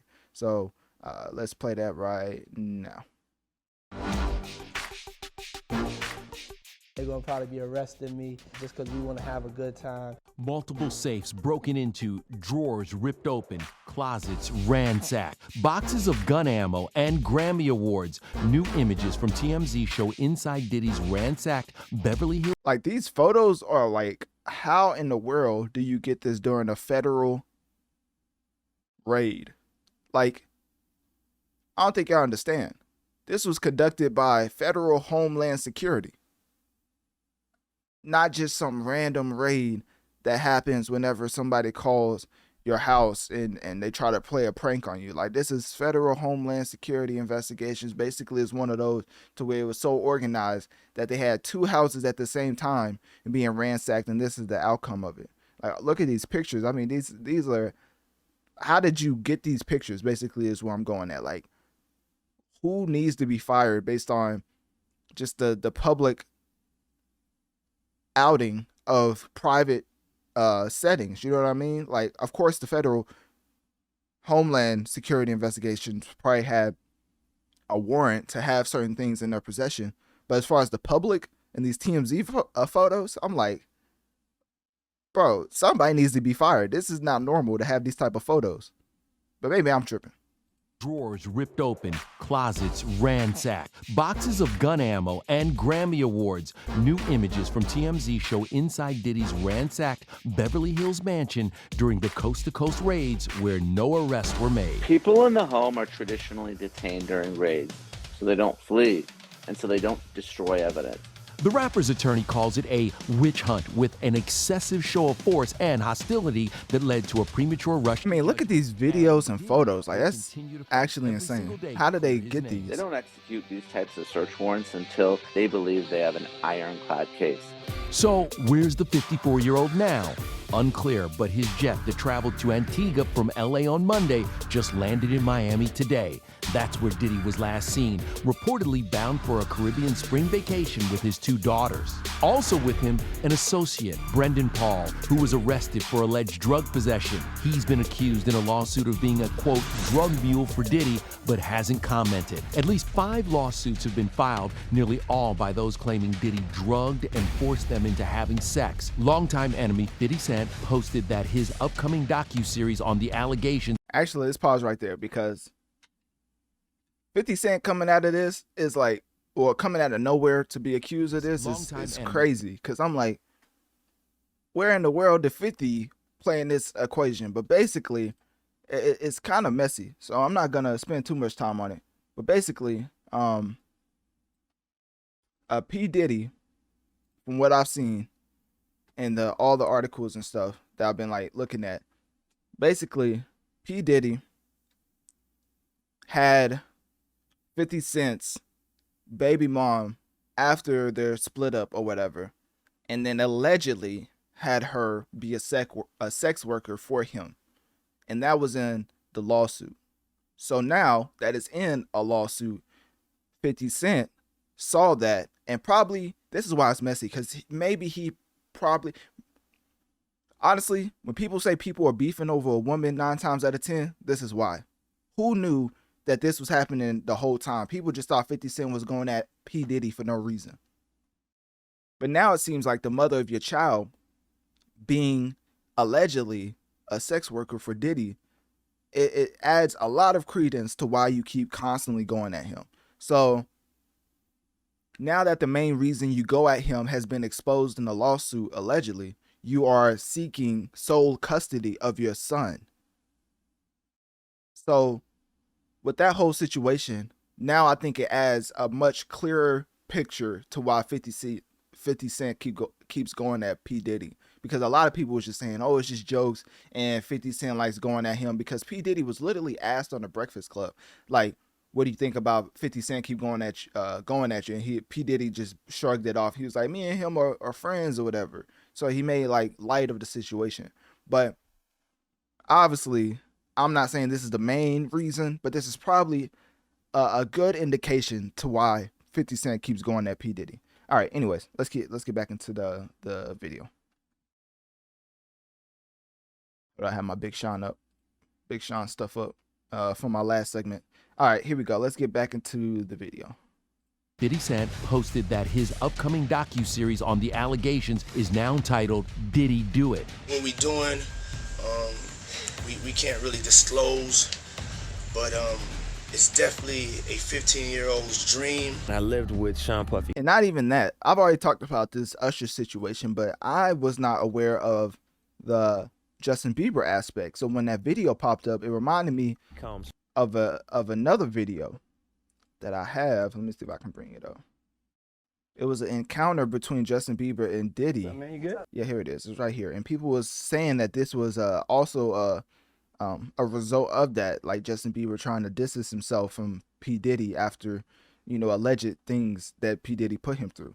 So a lot of people was pointing towards this as being a reason why people are saying he's been like this and like luring people to have maybe unwanted sexual intercourse, allegedly. I have to keep saying that because I'm not trying to get sued. I'm just reporting what people are saying. You know what I'm saying?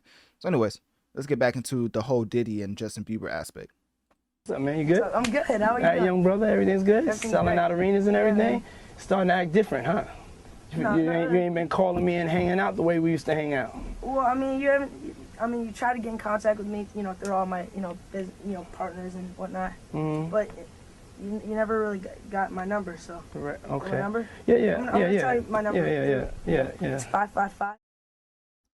And not gonna lie, that is just very disturbing if you look at it from that aspect. But I'm not caping for Diddy, so I'm not gonna throw any type of devil advocate type scenario. I'm just gonna say that's weird and leave it at that, because it's just weird. Like, it's just like, you're a grown man, and I don't know, man. The whole, I'm rethinking the start of my segment. I may have to pull a Joe Budden and cut some of that out, but because I'm all for transparency, I'm not cutting that out at all.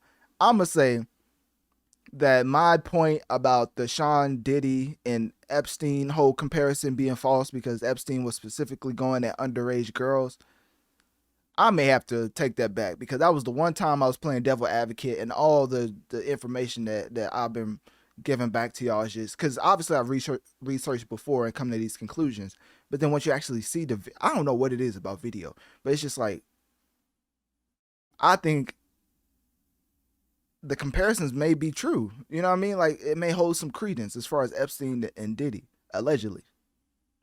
So yeah, I'm taking back my opinion on that. But obviously I'm gonna leave it in my segment. I'm just, if you ain't reached that far, then that's your fault. But I also said in the same segment that I'm disregarding what I said at the beginning. Forget that devil advocate of people comparing him to Epstein being false. Nah, it's, at this point, I understand. Like, I understand. I'm coming around at this point. That's what video does. That's why I started playing more video throughout my podcast, because I want people to see where I'm also cross-referencing and getting information from, so they don't think I'm just, making stuff up and just talking. So anyways, let's get back into this. It's some disturbing stuff, I ain't gonna lie to you. For a year. Series on the allegations is now titled Diddy Do It. What we doing, we can't really disclose, but it's definitely a 15-year-old's dream. I lived with Sean Puffy Combs for a year. So I got a chance to see some things. Yeah, but you were 13. What were you seeing? I went there to see the lifestyle. Right. And I saw it. As the sex trafficking investigation continues, interviews with Diddy's star proteges are going viral, including Usher, who said as a teen, the rapper introduced him to a hypersexual environment he called Puffy Flavor Camp. Hot girls, pretty girls. I'm around grown women, and I'm seeing them do things and have experiences that I'm not quite ready for. Would you ever send your kid to Puffy camp? Hell no. Let's just go get some girls. Let's go hang out some girls. A man after my heart, that's what I'm talking about, kid. As I said before, I'm innocent. Diddy talked to E.T. about his prior trouble with the law, including that infamous 1999 nightclub shooting. At the time, he and then-girlfriend J-Lo were both arrested. So I think that's basically the end of it. But let's get back into current day Diddy and his events as, let me see, I think this one has it. Sean Diddy Combs has resurfaced 3 days after authorities raided the rapper's homes in Los Angeles and Miami. Yeah, okay, so this is basically his current whereabouts, and I say current because obviously, people thought he just went on a run. That's why they kept like showcasing his plane landing somewhere where he was allegedly being said to have been on the run, when he's been on a trip with his daughters the whole time. So anyways, this is the video playing off of that. 54-year-old was seen having a family night out. Combs was photographed at Top Golf in Miami March 28th with his 17-year-old twin daughters, Delilah and Jessie, who he shared with the late Kim Porter. And as the Grammy winner, who is father of 7, walked by the paparazzi, he flashed them the peace sign. On March 25th, Homeland Security Investigations, HSI agents executed search warrants at Combs' LA and Miami properties. Multiple law enforcement sources told NBC News, while noting the warrant was out of the Southern District of New York. During the searches, guns were found, and the Department of Homeland Security seized phones from Combs in Miami before he was scheduled to take a trip to the Bahamas. Law enforcement sources familiar with the warrant service added to the outlet. 4 people have since been interviewed by prosecutors and investigators from the Southern District of New York about allegations of sex trafficking, sexual assault, the solicitation and distribution of illegal narcotics, and firearms supposedly tied to Combs, a source told NBC. All right, we're gonna pause right there. So basically, that is where we're at. So that's the whole situation. I'm not gonna lie to you. I'm just gonna play a little B-roll of the whole start of the Fed raid and how they went into his home and stuff. So I'll probably play this right here so you can see that in the background. But basically, now to give my own personal thoughts about it, now that I've seen all the video that I've brought together for this whole segment. So obviously what I said at the beginning about the Epstein P. Diddy stuff, you know, I'm not going to keep harping on, but that's just, at this point, it's fair game. Like, after all the evidence that I've seen presented and looked at, it's like, when you go through it, I guess it's different than actually just writing it down and getting ready for a segment, because after looking at it, listening to stuff and seeing all the information come in such a concise fashion, it's like, you know, I can't defend it. You know what I mean? I wasn't even going to try to defend it. I was just going at that specific point about the Epstein stuff. But at this point, hey, everything's fair game. Diddy put himself in a peculiar situation that I just simply can't defend. And at the end of the day, only God knows. You know what I'm saying? Only God knows. And hopefully we get some type of some type of justice for the victims and some type of clarification on what this whole scenario is about. Because if this dates all the way back to the 1990s, when he literally founded Bad Boy Records, and it's 2024, then they better have some type of reason to why they didn't come at him sooner, right? Because this whole, I think it's called Diageo brand deal that went through with Ciroc and stuff, which, you know, a lot of people conspiring, saying it's the reason why they held off going at him, because he was in business and one of the biggest liquor companies in the world, and as soon as they let him go, that's when they came after him. Obviously, conspiracy theories are gonna fly out the you know what as far as this situation is concerned. But that is the one where I'm looking at it, I'm like, why did they wait so long to do this? And as soon as he gets out of business with one of his most lucrative business ventures ever, with Diageo, aka Ciroc, and all the other bottles of Ciroc and flavors he helped promote, right after he got out of business with them, why did this happen and not before? So that's the only type of conspiracy theory brainstorming that you're going to get out of me, because the main purpose of this segment is just to put the facts in front of you, put a lot of the information in a way that is concise, and let you come to your own conclusion. So at the end of the day, hopefully I did my job and letting you know about this whole federal agents versus Sean Diddy Combs situation. And, you know, only the future holds what is going to happen as far as this event is concerned. So with that being said, click my link tree in my bio. Let me know on one of my social medias. What do you think about the whole Sean Diddy Combs situation? And what is your overall takeaway from this scenario? Do you think Diddy, oh my goodness, that's a tongue twister. Did he and Diddy is so close. No wonder why 50 Cent's making that a whole documentary. But anyways, you get the question, right? Do you believe Diddy is guilty? Well, I'm not even going to say that way, because, you know, who's a lawyer out here? You know what I mean? I'm at a loss for words. I ain't gonna lie. P. Diddy's so influential in the hip hop culture. It's sad to see a day like this comes. It's like a crash and burn type scenario. Like, obviously, I'm not gonna compare him to other legendary icons who didn't have certain allegations towards him. But man, it's like seeing the icon motivator as far as the mindset in your specific genre completely crash and burn. And it's just a sad sight to see. But obviously, you know, prayers to all involved as far as the victims and the alleged victims. But, you know, at the end of the day, I'm at a loss for words, man. That's actually pretty crazy. So anyways, click my link tree in my bio. Let me know on one of my social medias. What do you think about this whole scenario? And what is your biggest takeaway from this Sean Diddy Combs situation?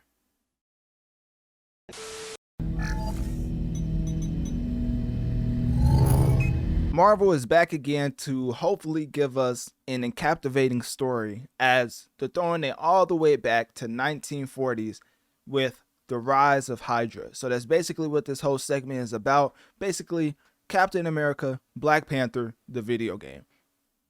The setting matters because, of course, Captain America is one of those characters where he was very prevalent in the old timeline as far as back in the old days and the current day because he was put on ice. So how do you tie that in as far as a throwback video game with another superhero?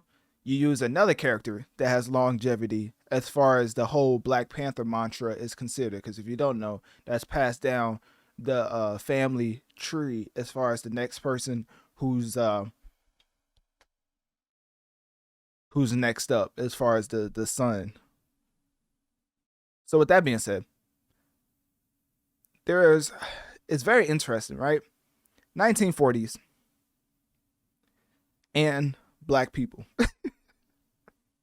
If you had the question asked to you, would you rather go 10 years into the future or 10 years into the past, you was probably asked that question by a white man. Like the person who asked that question was probably white.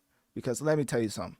As a black man, as a black woman, there's no black human that would want to go in the past because of the horrific things that was done to the African American community.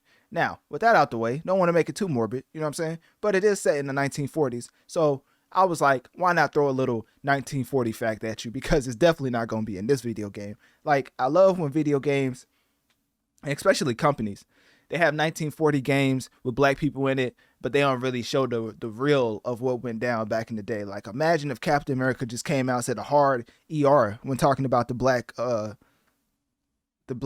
soldier. You know what I'm saying? Like, you better go get that. Hey, like somebody mess up in a mission. He's like, man, you always messing up stuff. And then it reminds me of that RDC World meme where he's like, what'd you say? Like, I ain't say nothing, but you know what, you know what I mean? It's one of those type videos where it's just like, obviously we're not going to get an accurate representation of what it was like in the past towards black people, but nor should we also put a spotlight on things that is entertainment and things that's like a biopic, if that makes sense. So this is obviously purely for entertainment. So the accurate reflection of how America was back in the 1940s, I guess we can put it to the side for now.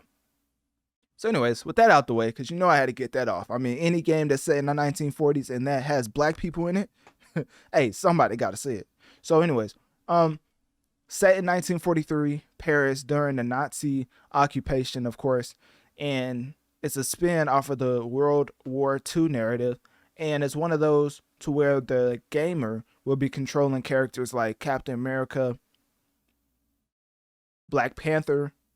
But the thing with Black Panther, you know, it's passed down the family tree. So this is the grandfather of of T'Challa, the Black Panther that we're used to. So this is the grandfather Black Panther. And then, of course, we have Wakanda Spy, which is Gabriel Jones and Nanali. I think that's how you say it. And apparently there's Howard Stark in it, which is Tony Stark's dad, of course. And then there's the Winter Soldier, apparently supposed to be in this video game. But basically, this showcase, this right here, also Analytic Dreamz video on Spotify to see the video along with the audio.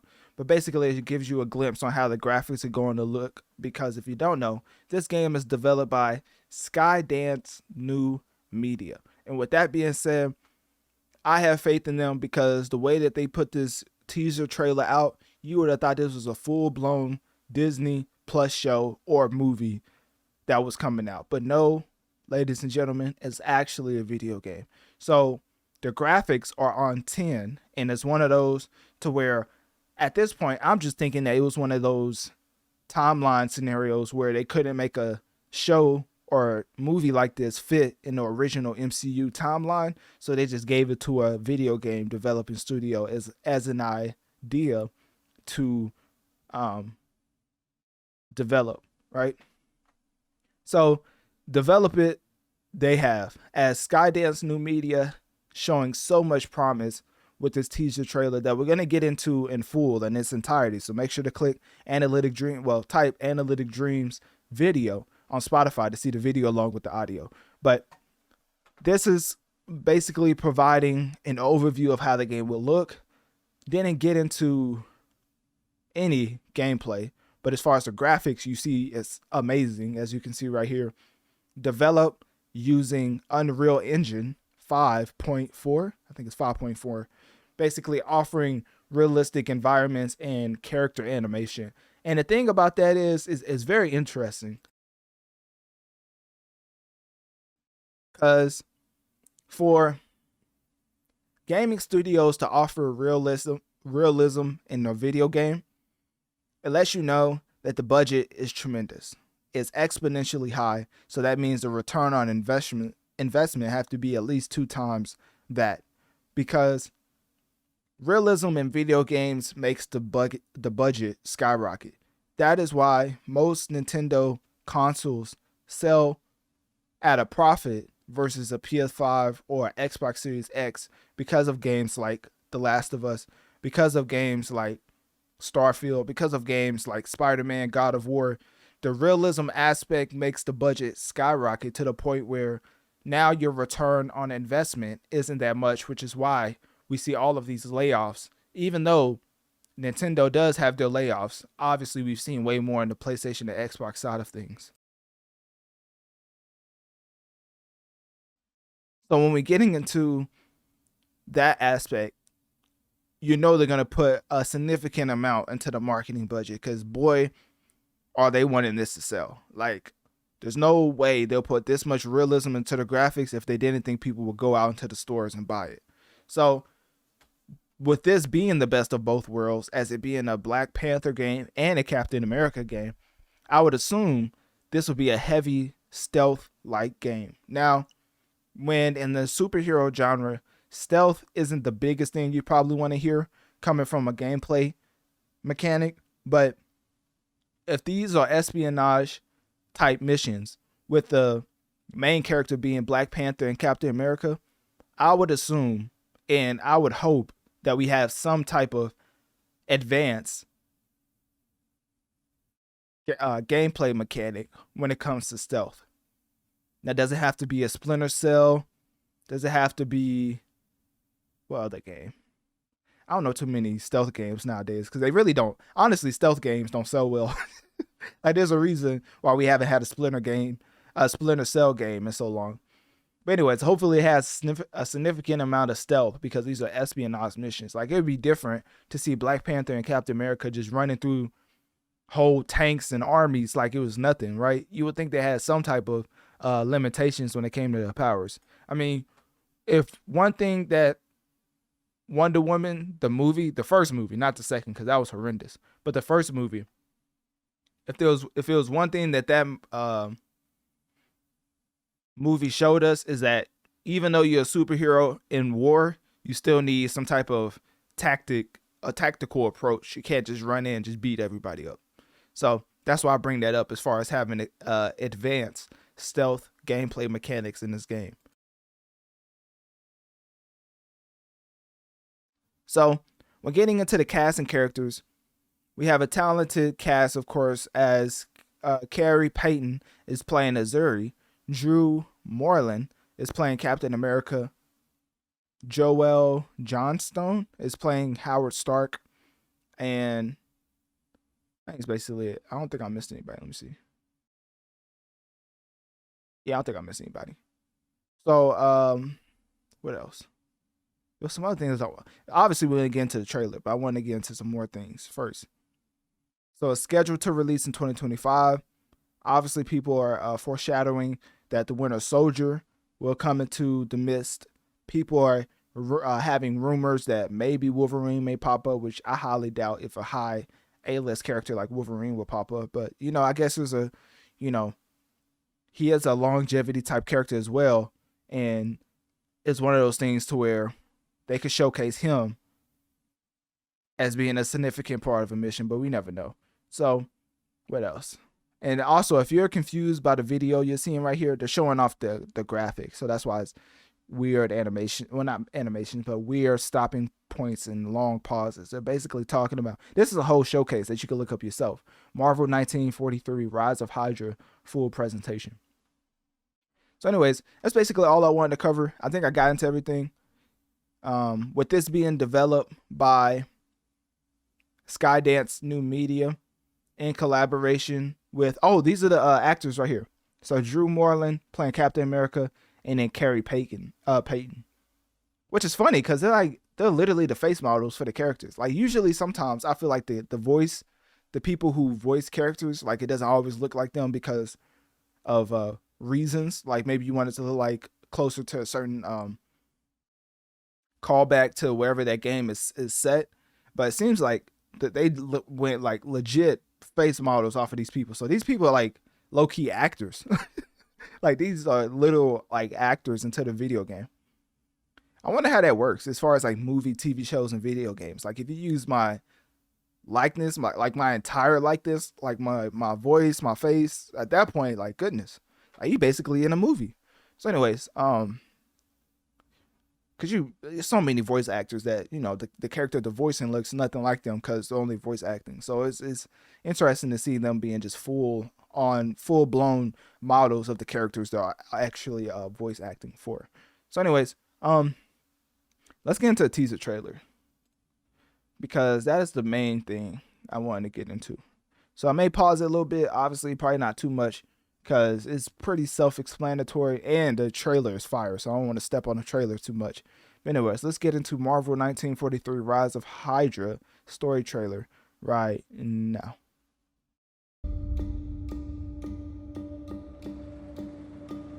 They're combing the streets, searching house to house. If they arrest you two, they will take you to their headquarters, and you will not return. I'm more concerned with the 6-foot cat man who's got claws that can cut through vibranium alloy.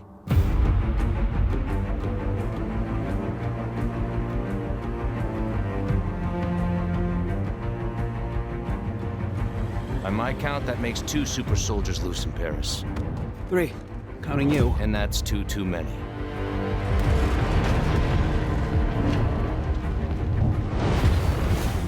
I'll be there before the sun rises. Before the Germans, before that American. The Eye of Force has been found. Bro, I'm not gonna lie to you. Like, look at these face models. Like, goodness. Like, it literally looks like a TV show or movie. And this is a video game. The sun rises. Before the Germans. Like, this looks so real. Like, imagine the budget for funding these type of graphics. That's what I'm saying. Like, the return on investment has to be there, and best believe they're gonna market this to the upteenth degree. Like, I think they said 2025 for a reason. They're gonna keep marketing this video game until some statistic comes back and say we're gonna get a 2-time return on our investment, because I don't think it's hard for me to believe they're gonna let this game flop. It's almost like CD Projekt Red with Cyberpunk. Those graphics were so out of this world during that time that I believe that's the reason they kept going back and putting updates, DLC, patches, to the point where people was like, you know what, this was a great game. Like, I think that's how Skydance is going to treat this game, because there's no way you can let a budget like this fail, because these graphics are ridiculous. Before that American, the Eye of Force has been found. Please, just stick to the rooftops. Be careful, stand-toi ami. When am I not?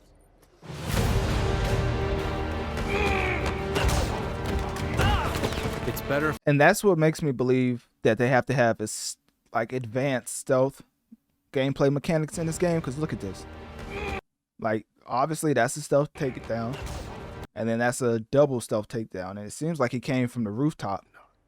So I wouldn't be surprised if the gameplay loop is basically going from camp to camp, taking people out in stealthy ways, right? So I think that's the most important factor in the gameplay loop, is the stealth mechanic fire. I would say Batman Arkham is one of those where the stealth mechanic was perfected in a superhero game. they need to heavily borrow from that. Like a lot of people are comparing this game to Insomniac Spider-Man, talking about like what they can, gain or what they can pull from that video game as far as mechanics. I think it's very little. The game you need to look at is Splinter Cell and Batman Arkham as far as stealth mechanics and how to make stealth fun in a game. Because whether or not Splinter Cell had great sales is debatable. But what is to be said and to be stated is that Splinter Cell has some of the best stealth mechanics I've ever seen in a video game. So that's what I would say. Definitely needs to be heavy emphasis on stealth in this game. It's better if I tackle this one alone. You may encounter some obstacles. That won't be a problem. Our cat friend is definitely here too. By the look of things, he's not very far ahead. The American boy is right on your heels. Who the hell are you? If you wanted us dead, we'd be dead. So what do you want? Answers. That's far enough! Stay out of my way! Stand aside! I do not take orders from anyone! I don't have time for this. Neither do I. Hey, that's fire. That's complete fire.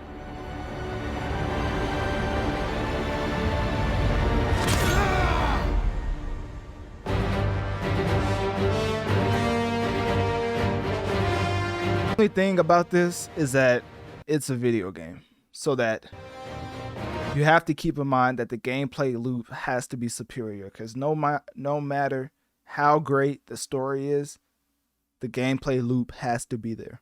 So that's the only hesitancy I have in championing this game, because by the looks of it, story and graphics are already amazing. The gameplay loop has to be, I would say it could be just a 7 out of 10. It just can't be atrocious. Like if it comes out and it's a 4 out of 10, people like, oh, it's janky, can't get from this to that without it crashing. Like that's what's gonna ruin this game. Gameplay loop has to be not even perfect. Like I said, 7 out of 10 is where they can literally slip to. But anything below that, and people are gonna clown this game to the moon and back.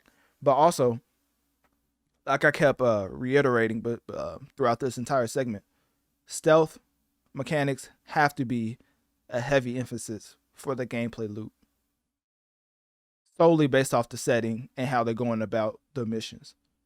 I mean, it's based in World War II, so it's not like you're gonna win the World War just by beating everything up and jumping from camp to camp. Like, hopefully, it's more stealth aspect. But what else? Yeah, so that's basically it. Release date window set for 2025. The setting for the actual game is set in 1943, Paris, mind you, during Nazi occupation, and it's a spin off of the World War II narrative. Main characters are Captain America and Black Panther. So if that's not fire, if that doesn't intrigue you, when it comes to Marvel, I don't know what else will. So anyways, click my link tree in my bio. Let me know on one of my social medias. What do you think about Marvel 1943 Rise of Hydra? And also, what are you most looking forward to when this video game eventually comes out?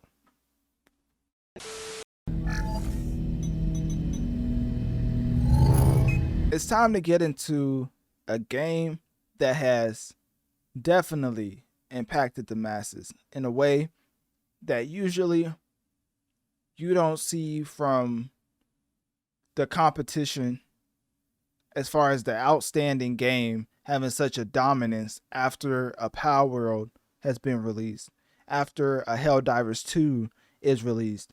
You would think that is harder to crack into just the top tier selling games when those games are already having a lot of people consumed in its immersive world, right?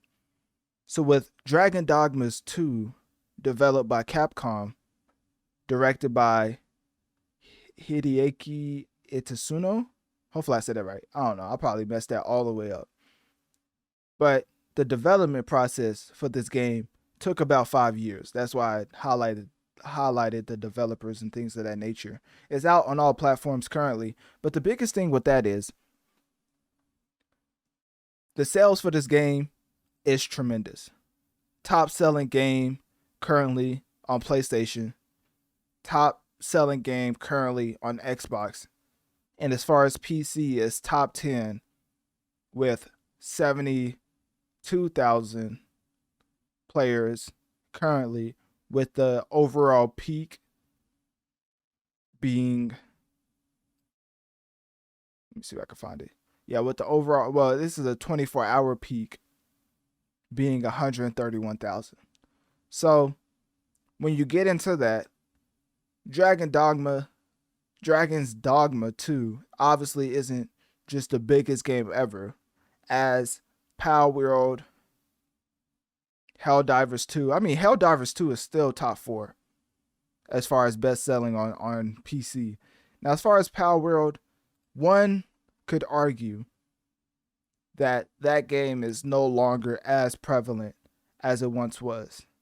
I mean, looking at the overall all-time statistics, it's cemented in stone as far as having one of the greatest releases out the gate ever. But now we transition into who's impacting the charts currently, and I'm sorry to tell Palworld fans, but y'all game is just nowhere to be found. So I don't think that's a slight in Palworld, as they currently still have 33,000 current. But seeing how Dragon's Dogma has 71,000 current, Helldivers 2 has 155,000 current, it's one of those to where people are playing that game more often than Palworld, which is okay, because of course we came out the gate saying it was the Pokemon killer, you know what I mean? But hey, at some point they're going to come back, and hopefully they can drive the hype back into the game like it once was. But now it seems like everybody's moved on. And what is one of the games where everybody's moved on to? Of course, the game right here, Dragon's Dogma 2, which if you want to see some gameplay, go to Analytic Dreamz video on Spotify to see the video along with the audio. But anyways, the biggest thing about this game is that it's an original story, of course. You're cursed by a great dragon.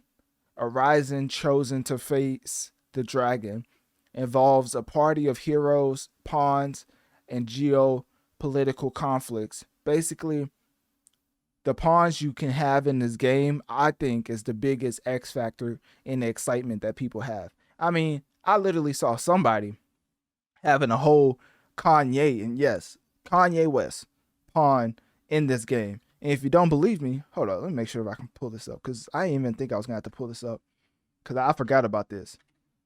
Dragon's Dogma 2. Because there's so many different creative options they give you in making your character in Dragon's Dogma, that now, when somebody comes with a whole rendition of Kanye West, you can actually use him as a part of your party in the game. And this is what he looks like. Shout out to TBH, you know, the GOAT of content creation. But here is him showcasing basically a pawn and Kanye West. And the way that it works is it's like pawn codes for these specific pawns that people create. So he was just trying to find out the pawn code for this specific one, as obviously somebody made a perfect rendition of Kanye West. But there's like Taylor Swift in the game. There's Kratos in the game. There's all type of customizable options. And I don't know if that's just the PC port of the game, because, you know, of course, whenever you get into PC, you have more liberties you can take when you're creating certain things, because you can upload different mods and things of that nature. But that is also the exciting factor, as now people can have any pawn they want a part of the party as they go through the world. And the story is basically you fighting with a party at all times. It's a party of heroes fighting at all times, going throughout the bitter Black Isles and confronting powerful monsters, basically revealing the fate of past Arise and Turn monsters. And basically, there's an ending, but you know, I don't want to spoil it. And the way I say there is an ending, meaning that just like multiple paths. Obviously, there's like 2 paths, but I'm not trying to spoil it. The game is very immersive. 5 years of development is showing all throughout the world. So what I want to get into is just some of the things that a lot of people are focusing on, as Dragon's Dogma 2 has its share of controversy like any other game. Apparently, the fast travel mechanic is a microtransaction, but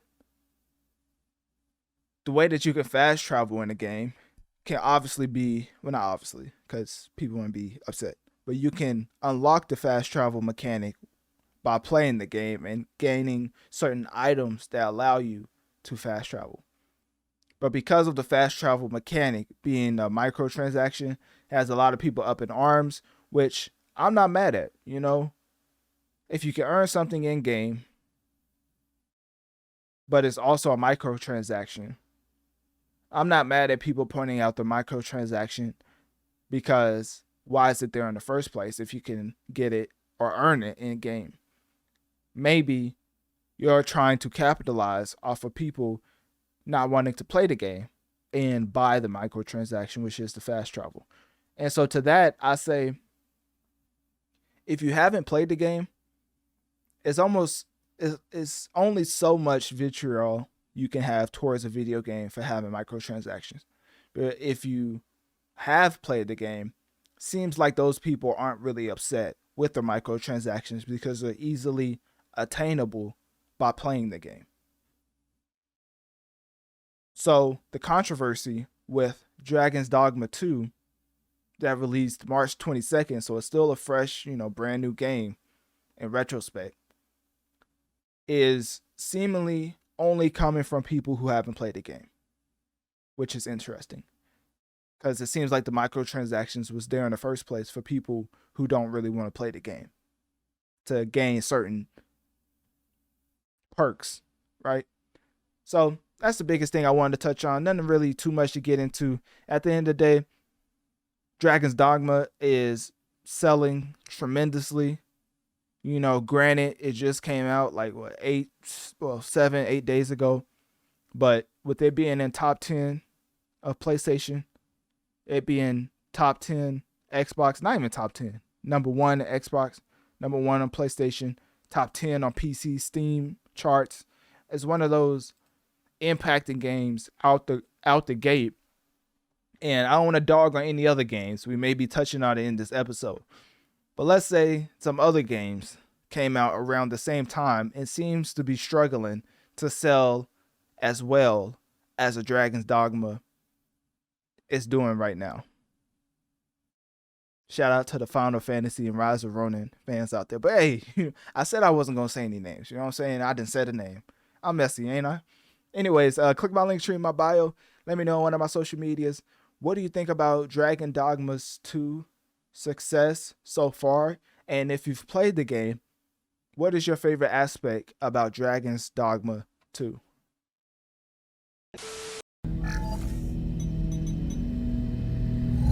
Now, before we get into the premise of this video game, we have to watch the official announcement trailer that dropped 2 months ago.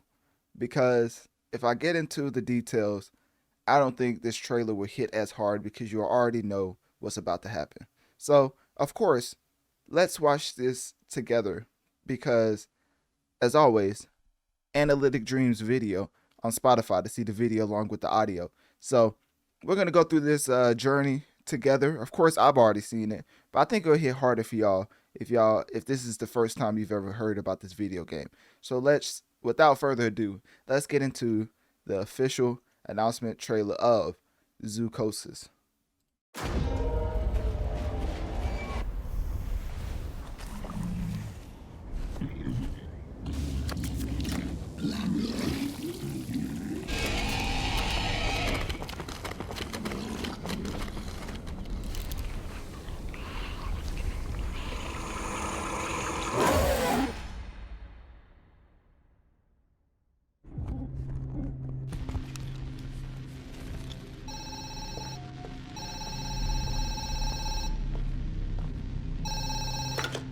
Now you're a night zookeeper. The job is not difficult. You have nothing to worry about.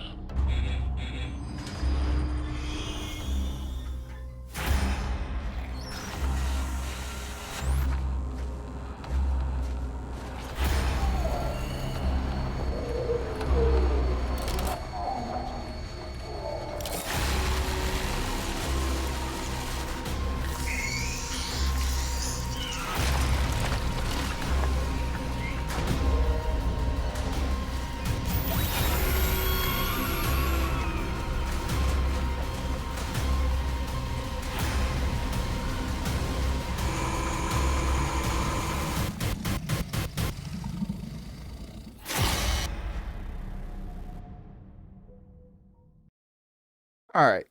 Now that we've watched the official announcement trailer, y'all are probably wondering, what in the world did I just watch? Which, of course, I am here to explain to you.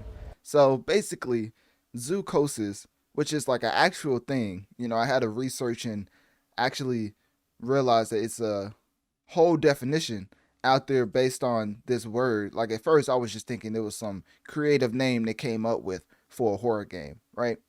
But zoochosis is basically a mental disorder that affects captive animals, especially large mammals, due to their confinement in artificial environments. And it manifests in abnormal and often unhealthy physical behavior, such as pacing, rocking, self-mutation, or stereotypy. I don't know what that is. The term zoochosis is a combination of the words zoo and psychosis, indicating the negative impact of captivity on the mental well-being of animals.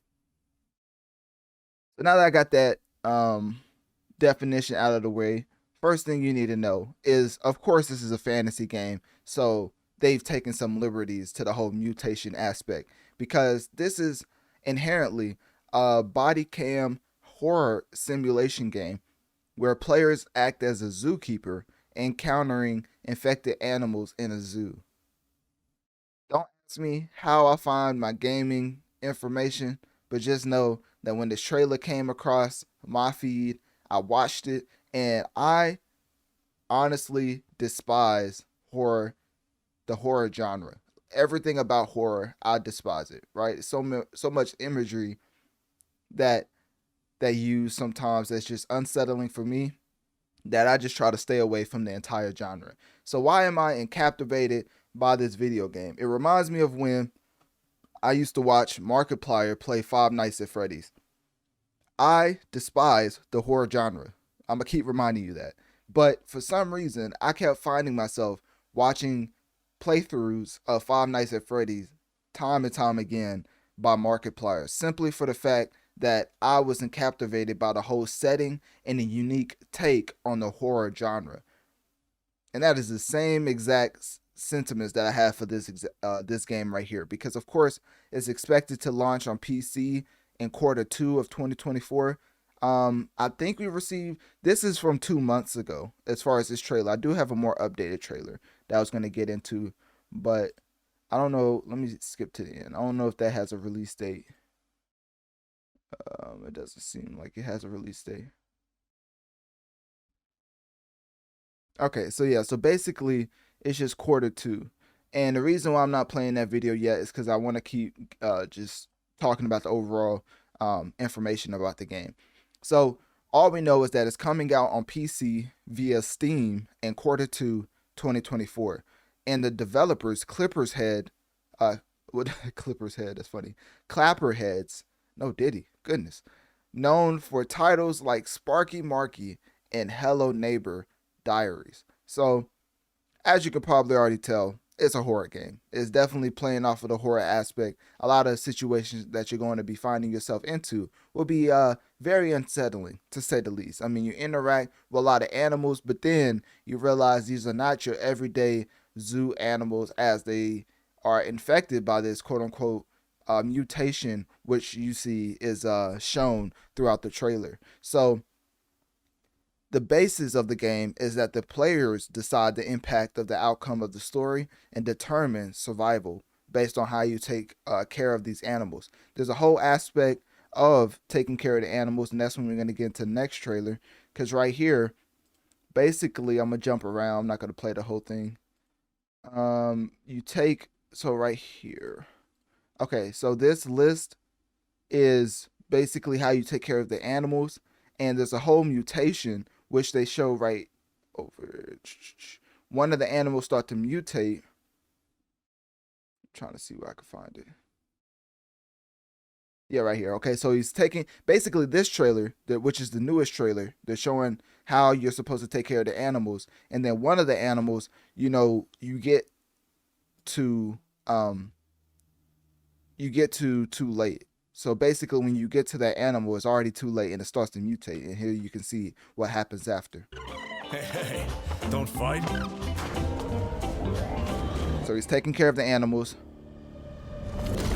And then look, one of them is already starting to mutate, which means, he was running a little bit behind. I need to hurry up. So now he goes to get the little gun.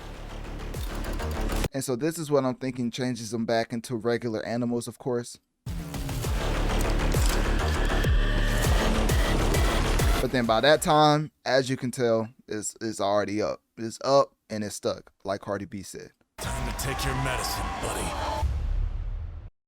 So that's basically the whole premise of it. I think this is completely a genius idea. I don't know how much it's going to sell, of course, because it's only coming out on PC. Not to say PC games don't sell well, because, of course, I mean, if you look at the PC charts, the top games in the world that's also impacting the consoles are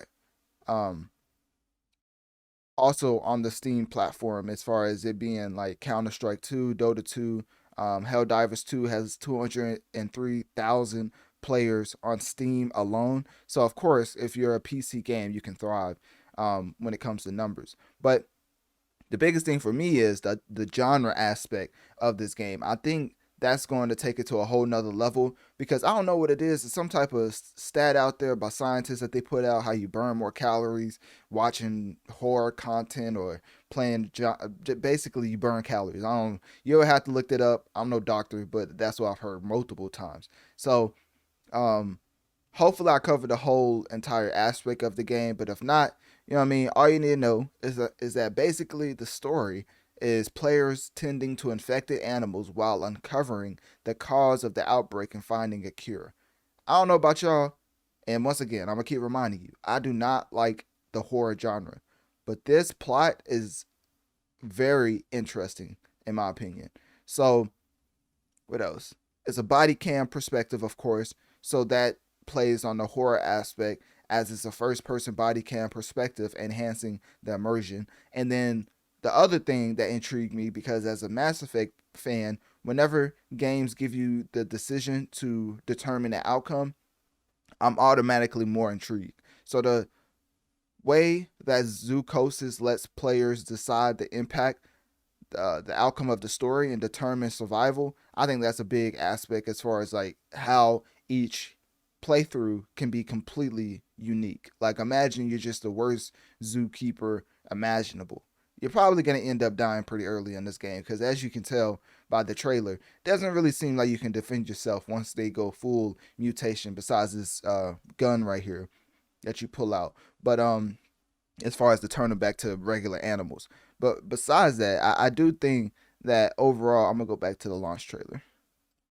Yeah, I like the launch trailer the most. I don't know why, but I like the way it caught me as far as my attention. Like, games with creative drive, I think is very intriguing, because obviously you can just go and make a second Call of Duty or a second sports game, but this is a spin off of a Zoochosis premise that I think has never been done like this. Like, obviously some gamer is going to be out there and maybe say some random game that nobody's heard about, or maybe they have heard about it. I'm just ignorant to this genre. But as far as the I mean, I guess you could say Jurassic Park maybe, but I think this is more of a mutated and regular animals, which Jurassic Park, I think the whole thing about that was they was already like mutated and they was just advanced animals or dinosaurs and you was just taking care of them. This one, you're trying to keep them as regular animals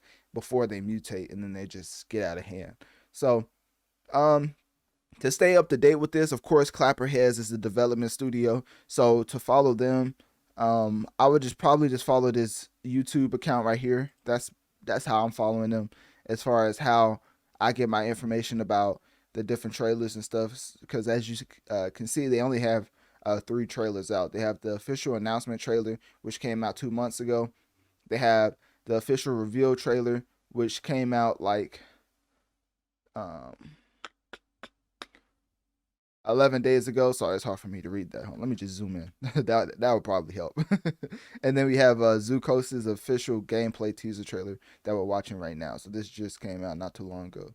So, what else? There was something else I wanted to get at.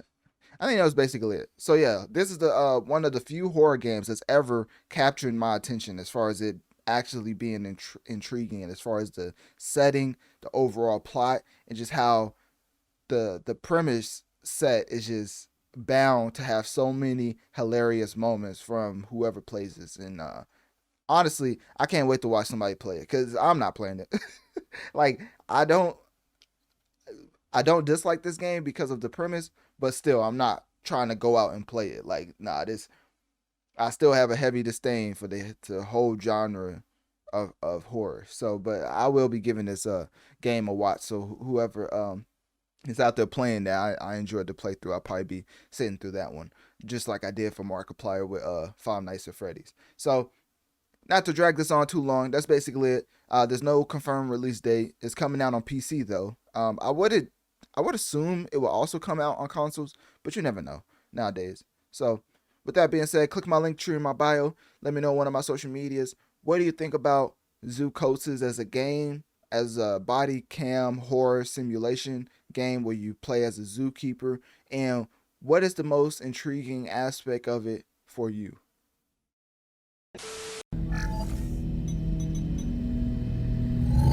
Now, while it might be the rise of Ronin that we're getting into, especially when it comes to overall gameplay mechanics, it is definitely the fall of sales that will be emphasized, because for this to be a PlayStation exclusive and it to have an opening week of not even being on the top 10 as far as games in your country on PlayStation 5, when it's a literal PlayStation 5 exclusive, it's just insane.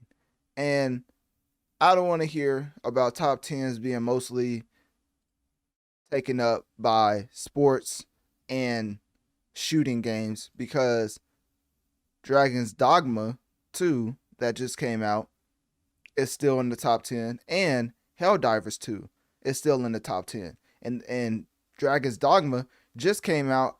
Honestly, I think it may have came out the same time as Rise of Ronin.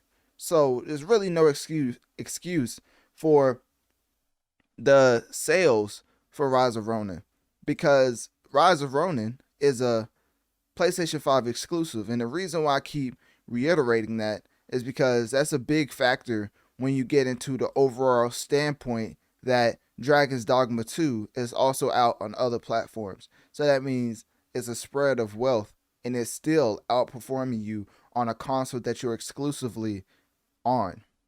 So anyways, this is not just to trash Rise of Ronin. It's not to dogpile Rise of Ronin. It's really to just get an understanding on where it stands in the grand scheme of things when it comes to its peers. But as far as like the actual quality, and as far as talking about what makes it stand out amongst the rest, that is also what we're going to get into, because it would just be it'd be messed up for me to just talk about how Rise of Ronin is just completely having a downward spiral when it comes to sales, actual sales, because the sales projections, they was trying to have over 5 million, but at this point we can probably just put that to bed. That's not going to happen at any point in time. I mean, literally, I looked at Dragon Dogma's 2 sales, and there's number 1 on Xbox. That's the last thing I was looking up. I was looking at the Xbox platform, because I think Princess Peach is exclusively on Nintendo, so it's hard to compare those sales with other games. But guess what? I actually found something that I was able to compare all the sales. So Princess Peach is basically the 4th most played game as far as the week ending sales charts in March 30th, 2024. You have EA Sports, of course, Hogwarts Legacy at number 2, South Park at number 3, Princess Peach at number 4, Dragon's Dogma 2 at number 5, Mario Kart 8 at Deluxe at number 6, Helldivers 2 at number 7, Prince of Persia, which is, I'm so glad that Prince of Persia still hasn't been like completely just overshadowed by all these new game releases, because that game is amazing. And if you want to listen to my review of that game, Analytic Dreamz, Prince of Persia, and it should pop up. But anyways, that came in at number 8. And reminder, this is for the week ending 30th March 2024 sales charts. It Takes Two at number 9, which is a classic, by the way. And then Super Mario Bros. Wonder at number 10. So where is Rise of Ronin? The world may never know. But anyways, besides that, let's get into the actual quality of the game, because not everybody cares about sales. Some people actually just wonder, is the game good or not? And from looking at the review roundups, from looking at personal people that I go to as far as like whenever they play a game, I will say that the overall consensus is that it's a solid game. It's not perfect, but it's definitely one of those games that you can play and you can obviously tell that this is a pretty solid game. Like, it's a pretty above average game. Because of the combat, because of the absence of mindless button mashing that sometimes you fall into as far as being an action game, this game doesn't have that. It's more calculated, and you have to have stamina management. Basically, it's harder to master this game than just a regular action fighting game, if that makes sense, especially in the action samurai genre. So whenever I'm getting into some of the stealth and range combat mechanics, such as avoiding enemies and, things of that nature that all samurais go through, as far as taking them out quietly, taking the opposition out quietly, and opting for a rifle whenever you want like range attacks and stealth kills from long range, things of that nature. Some of the exploration and climbing, they say that you use grappling hook and glider for access, and you can use alternative routes and grapple points to reach seemingly inaccessible areas. Translation, they reward you for exploring the map, which is definitely one of those prime details that I think makes every open world or semi-open world game amazing. The attention to detail to know that if somebody chose to go a certain path rather than the beaten path, maybe they get a little bit more reward, or if not more, another unique reward for going down that alternative path. So with that being said, the game overview is just completely amazing. Everybody is saying that it's a solid game. I mean, GameSpot gave it, well, we probably can't start with that one. That's not amazing. IGN, okay, the game's solid, right? I'm not trying to trash this game. It's a solid game. IGN gave it a 7 out of 10, basically saying that Rise of Ronin is excellent when it has the courage to be itself and lean into its challenging, rewarding fighting too often. However, it feels stuck. Let's see if I can pull this up. I had to zoom in. I can't read. Anyways, It feels stuck in indecision, torn between what it wants to be and what it feels it's expected to be. And not even the best samurai can overcome that. So they had a little bar, I guess, or whatever about for the review. GameSpot also gave this game a 7 out of 10, saying it's not without some flaws, but I finished Rise of Ronin with much more left to do. And even after 50 hours, which is a lot to put into a game, I want to head back to see what I'd miss and attempt to change history. The parts of the game that work more than balance out its weaker elements. I don't even know what that means. And while it took a while to find the rhythm of Rise of Ronin combat, its speed, complex. Bro, this game's solid. All right, they saying a bunch of word salad. Everybody I've heard, as far as the consensus, has said this game is nothing mind-blowing, but it's not trash. It's not bad. It's not even average. It's a little bit above average. Obviously, some of the scores I read off from the premier outlets gave it a 7 out of 10, but a lot of other outlets gave it an 8 out of 10. Well, I've seen a lot of 8 out of 10s as far as 4 out of 5, things of that nature. So it's not terrible, but it's definitely not going to blow you out of the water. And, I guess that reflects in the sales, because if you're not blowing people out of the water when it comes to gameplay mechanics, can you really try to have an ambitious sales target of 5 million copies? That at this point just is impossible to achieve. I mean, think about it. Spider-Man, when it first came out, that's the mark that it reached. It reached around 5 million. I think it surpassed it like a week or two into its release cycle. But so that is like plausible by a PlayStation only game, but it took Spider-Man to accomplish that. Obviously God of War accomplished that too, but we're talking about the past 2 years, right?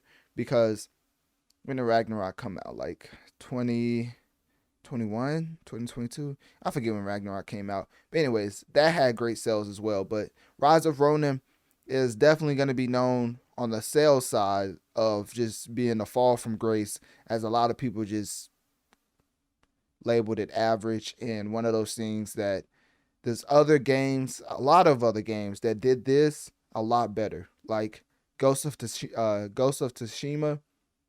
You have Elden Ring, of course. Then you have, who else? I think it's basically it. I mean, it's a lot of other samurai games. Assassin's Creed. I mean, certain Assassin's Creed does this better. It's just a lot of other games that you could play besides this that gives you the same element of samurai setting, but it's just much better. And the game I'll probably pinpoint is definitely Ghost of Tsushima, which is kind of hard to compare that to that game, because that's literally, or that was the game of the year for that year it came out. And let's just say this game probably won't achieve the same feat or reach the same heights when it comes to recognition and critical acclaim. So anyways, this is a PS5 exclusive. Standard deluxe editions are available, offering additional content in the deluxe edition, of course. And what else? Somebody said they witnessed a 45% discount shortly after release at Walmart, but I don't know if they were just joking or not, because April 1st did just pass. So yeah, that's basically it. Nothing too much to get into. At the end of the day, if you want to play a solid samurai game, Rise of Ronin is for you. But if you're looking for a game that's going to be something you could talk about with a lot of other gamers, more than likely they didn't even pick this game up. And they probably own a PlayStation as well. So that being said, click my link tree in my bio. Let me know on one of my social medias. What do you think about Rise of Ronin and its solid quality, and it being a solid quality game, but its sales just completely diminishing in what the comparisons were as far as projections?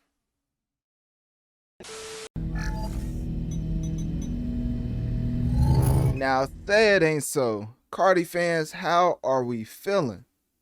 I mean, your favorite artist, your favorite musician, straight up lied to your face once again. Bamboozled, flabbergasted, and completely confused you are, to quote my man Yoda. Because let me tell you something. That man got his ego inflated by hopping on not one, not 2, not 3.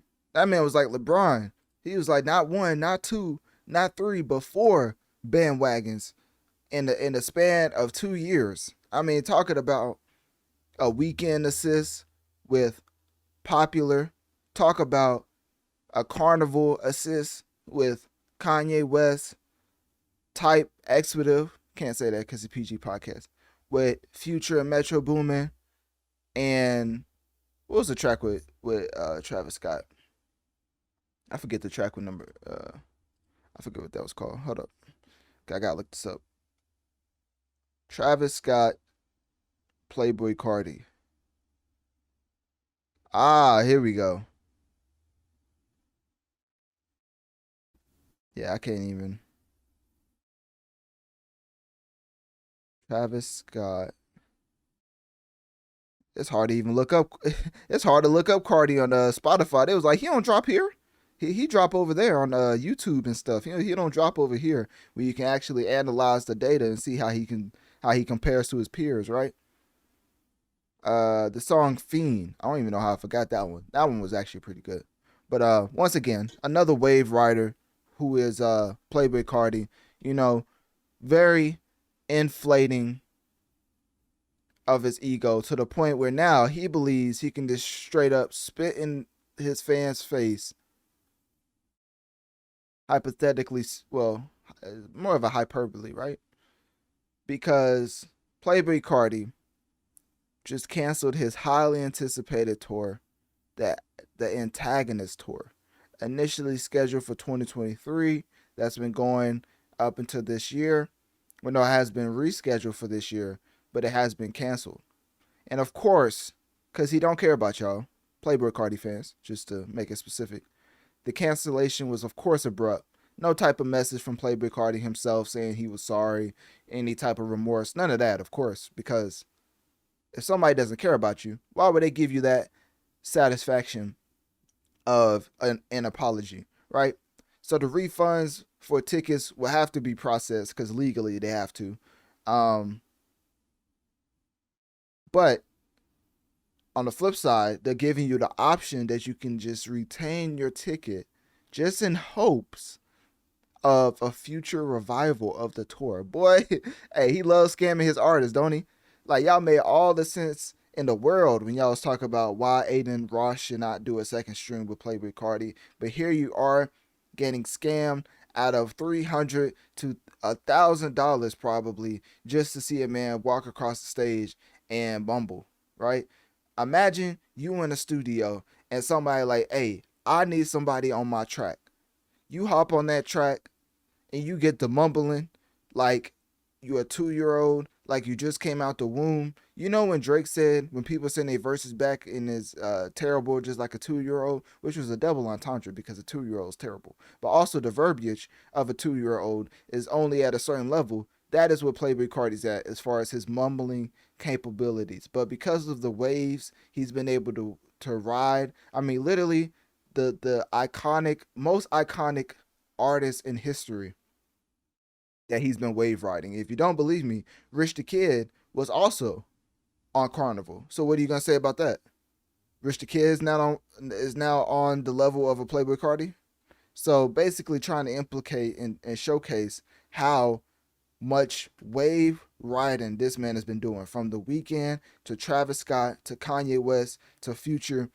This is just insane wave riding. I would call it something else, but this is a PG podcast, so we're not going to do that. But when it came time to do it himself, to build up the anticipation himself, to put out at least one single for the promised album that he came forth and said was coming. He said he was putting out an album that was coming out this year. And now, where is the single? It's all on YouTube because he doesn't want to drop on Spotify because it's going to completely flop.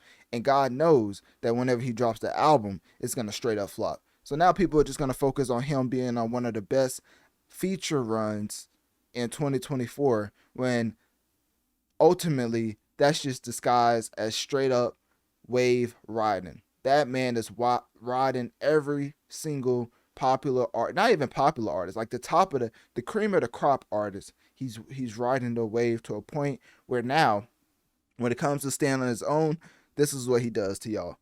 cancels his tour. Y'all can't see your favorite artist. His ego is inflated through the roof. He believes that he's on a certain status now that he has all of these tracks charting in the top 5, top 10, simply because he was riding another popular artist wave. But, you know, obviously I'm not going to say Playboi Carti isn't popular, but it's like the Jermaine effect. Whenever people put you on a level that I look at from an analytical and objective standpoint, I'm just like, it just makes no sense why you're compared to these specific people when the quality is not there. And of course the numbers aren't there. I mean, if we go through Playboi Carti's first week sales, compare him to a Kanye, Future, The Weeknd, you would realize why I keep calling this man a wave rider, because he knows to get to those numbers, he has to be associated with that crowd. But whatever, maybe I'm just hating, and maybe when he drops his album, it's going to do phenomenal numbers, right? Of course not, because he just canceled his tour. And as far as his album, I mean, only God knows when that's going to come out. He said he was putting out an album this year, but guess what? Of course, yeah, it's not going to come out. It's silence. And he's going to be on his mysterious tip, even though he canceled a whole tour for his fans that was wanting to come out to see him in person. But hey, at the end of the day, Playboi Carti fans have to speak up for themselves. And if they're not going to do it, then somebody just has to lay the facts out in front of you and let you go on from there. Because if these facts can't save you, then I don't know what can or what will. So anyways, click on the link tree in my bio. Let me know on one of my social medias. What do you think about Playboi Carti completely abandoning his fans after canceling his anticipated antagonist tour? And if you're a Playboi Carti fan, just one simple question. Why?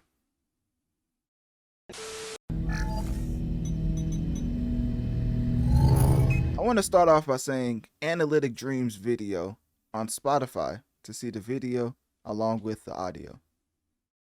Now, Lizzo be eating. The Instagram account posted this for the world to see. I'm getting tired of putting up with being dragged by everyone in my life and on the internet. Period. All I want is to make music and make people happy and help the world be a little better than how I found it. But I'm starting to feel like the world doesn't want me in it. I'm constantly up against lies being told about me for clout and views. Being the butt of the joke every single time because of how I look. Yeah, I can't keep it straight. Somebody in the comments in all caps said, "We don't care." I was like, nah. Yo, this is her Instagram. Why are they so mean? All right, hold on. I gotta finish. My character being picked apart by people who don't know me and disrespecting my name. I didn't sign up for this expletive. I quit. Peace out emoji. Now, why y'all do that to Lizzo, man? Like, honestly, why in the world would y'all lead her to the point that she posts to her Lizzo be eating IG account saying that she is quitting simply for her being tired of criticism? Now, the I quit statement obviously is to explain why she doesn't want any negative attention thrown her direction.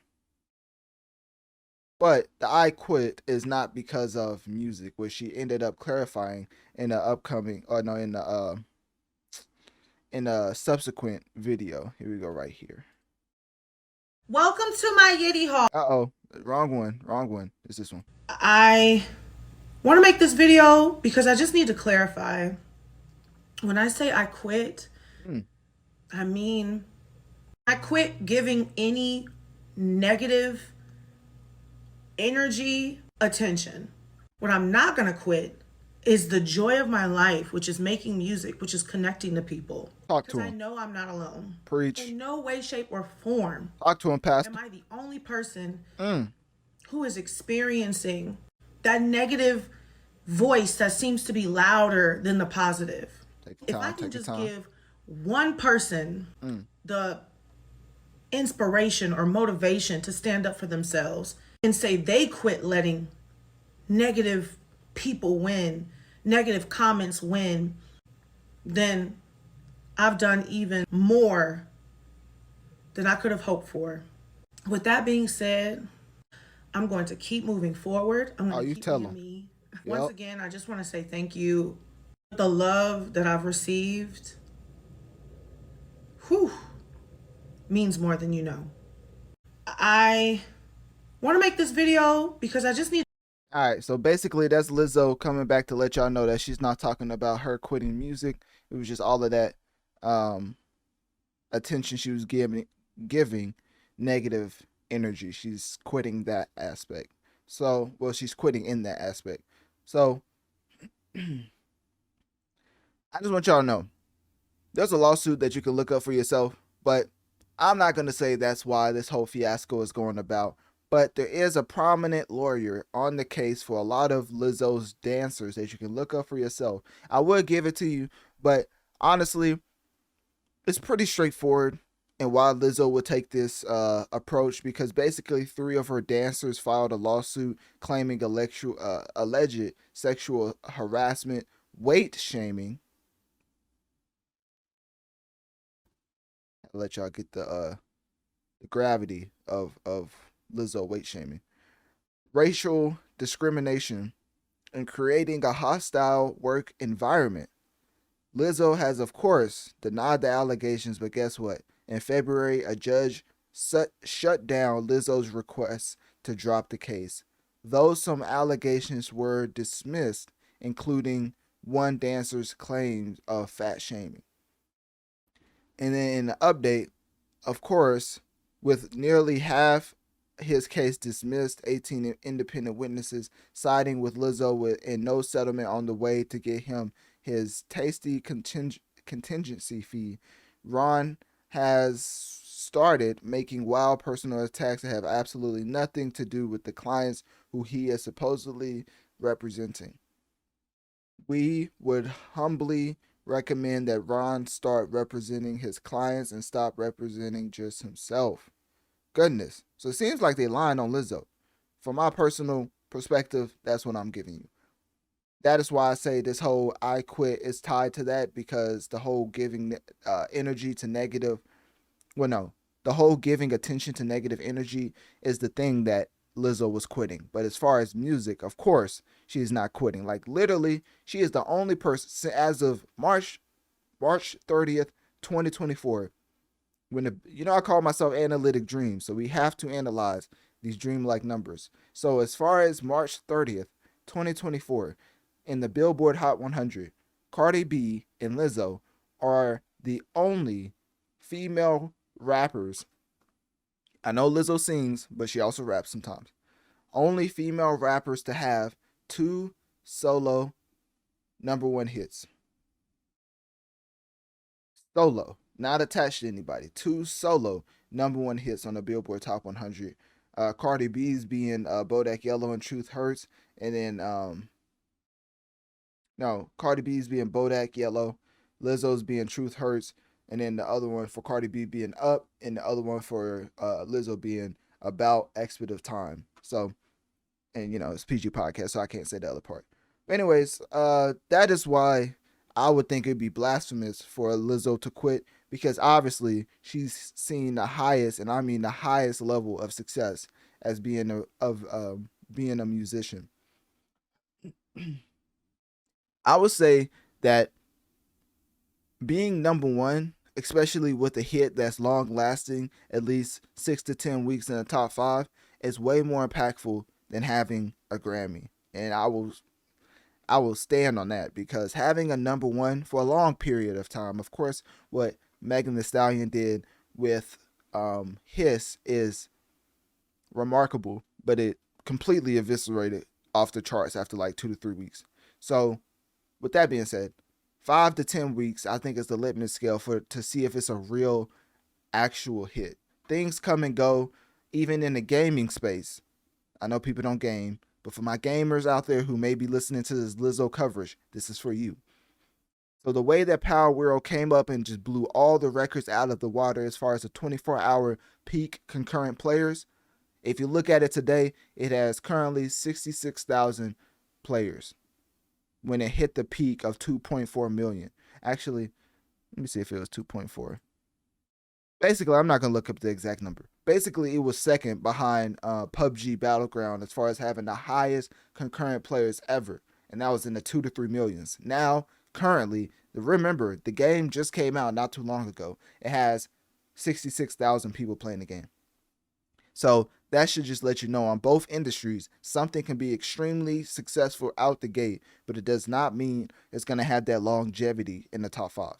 So anyways, that's basically it. I just wanted to get into the overall event of Lizzo quitting and what that quitting was about, which we now know it was basically her not giving more attention to negative energy, and now she just can focus on music. With that being said, click my link tree in my bio. Let me know on one of my social medias. What do you think about Lizzo's legal battles with former dancers? And also, whose side are you on with this whole lawsuit fiasco?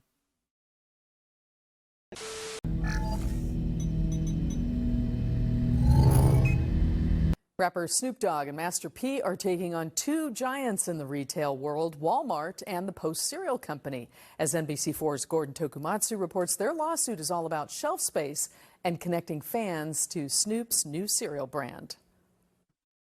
Now, first off, I want to say Analytic Dreamz video on Spotify to get the video along with the audio, because we're getting into two iconic figures in the hip-hop community, and not even just the hip-hop, just the transversal nature of going from hip-hop to another entertainment or another business venture and still having success. Not too many hip-hop artists you see nowadays being able to accomplish that. That is why when the likes of 50 Cent going from music to film, that is why from the likes of Ludacris when he goes from music to film, or it's so many, P. Diddy and everything he does, even, you know, in light of the allegations, still can't take away what he's accomplished. Jay-Z literally right now being the head of entertainment for the NFL, a lot of different ventures outside of hip-hop, I think puts you on a whole nother level as far as your overall status in this game, because now it's bigger than just the genre. Now you're putting us on the map in whole other areas that we otherwise would have just, or they would have just always just neglected us and just thought we was just dumb rappers putting words together, you know, because usually that's how they look at us. So anyways, let's get back into this whole fiasco. Basically, Snoop Dogg and Master P are suing Walmart and Post Consumer Brands for allegedly sabotaging their cereal brand. But before I get more into detail, let's get into the rest of the video. Legendary rapper Snoop Dogg, whose real name is Calvin Brodus, via video this morning. We ain't build this brand to sell it. His statement, part of a news conference with his business partner, rapper Master P, where the two of them announced they're suing cereal giant Post and retail leader Walmart. This is about minority-owned companies getting a fair share. At issue is anecdotal video evidence from fans across the country. They've been wondering, says attorney Ben Crump, why they can't find Snoop cereal on Walmart shelves. And this is the straw that broke the camel's back, because at first you could easily say, oh, they just mad that their cereal brand isn't selling. But when and there's multiple videos like this is just one of them they're showing.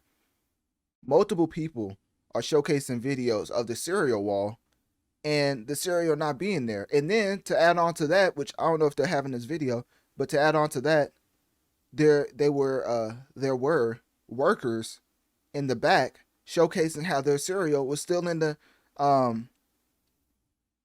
wrapping, and basically it just looked like it just came off the truck. That's how it was like packaged. It was just untouched. It seemingly was just neglected by the workers, and that begs the question: who would be responsible to organize a sabotage like this? And it would have to be the companies at hand, because if you're moving freight right off of a truck, obviously, I forget the little things below the packages. It's something very simple, but I'm just blanking on it right now. But anyways, you use that, and then you use a little machine to push under that to lift the product onto the truck. Why is it still on that weeks after it's unloaded? Something is telling me that this is a more grandiose scheme to sabotage their cereal brand. So that is why I give this some credence, because at first you could just say, oh, they're just complaining. But then when you see the videos of the behind the scenes and the consumers, those are customers right there.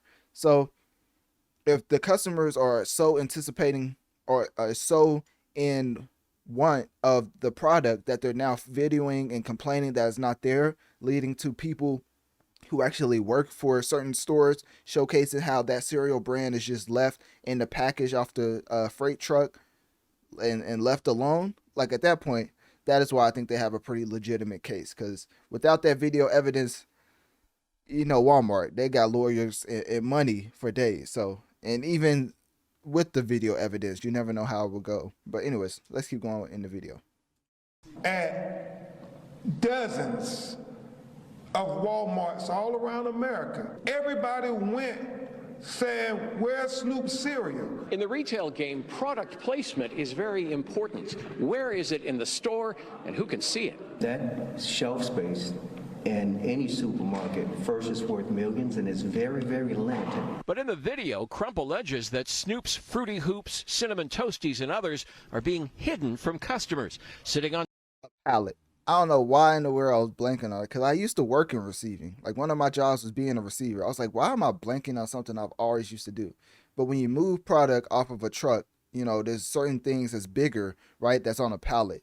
They had so much cereal that they put it on a pallet. Like, that should let you know. Like, you only put things on a pallet that's heavy and hard to move. So that way, when it's on a pallet, you can use a little machine to scoop under scoop through the pallet to lift the heavy product. Why is a bunch of cereal boxes on a pallet? At that point, it's like you just letting it stock up to the point, and that's what I'm saying. It's like organized sabotage to the point where now, oh, they are showing the behind the scenes. Okay, so maybe you will see what I'm talking about. On stockroom shelves. Once again, Analytic Dreamz video on Spotify to see the video along with the audio.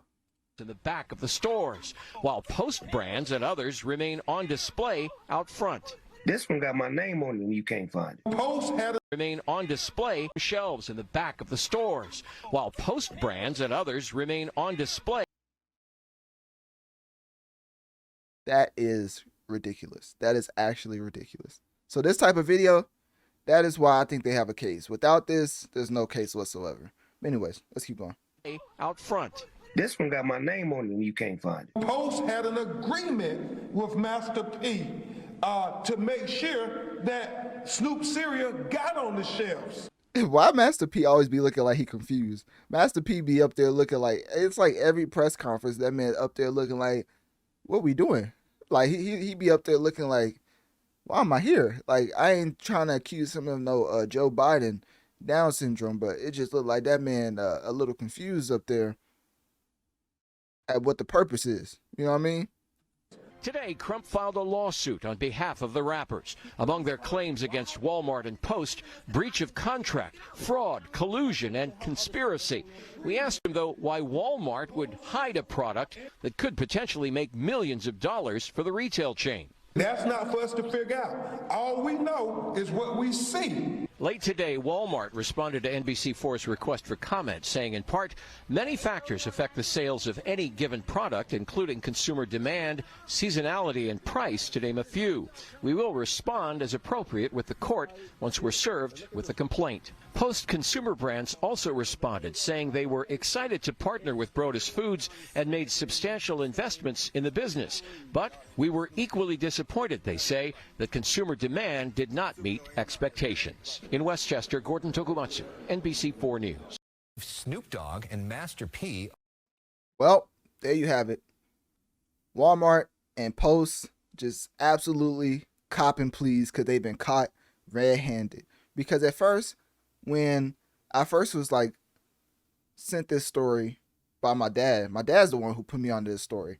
So that's how you know how big it's getting, because sometimes, certain bubbles exist to where, it doesn't really reach everybody. But when my dad sent me this story and I looked at it, I was like, this is a big deal. Like, you have a whole brand that consumers want, and to the point where they're videoing themselves not being able to even buy the brand.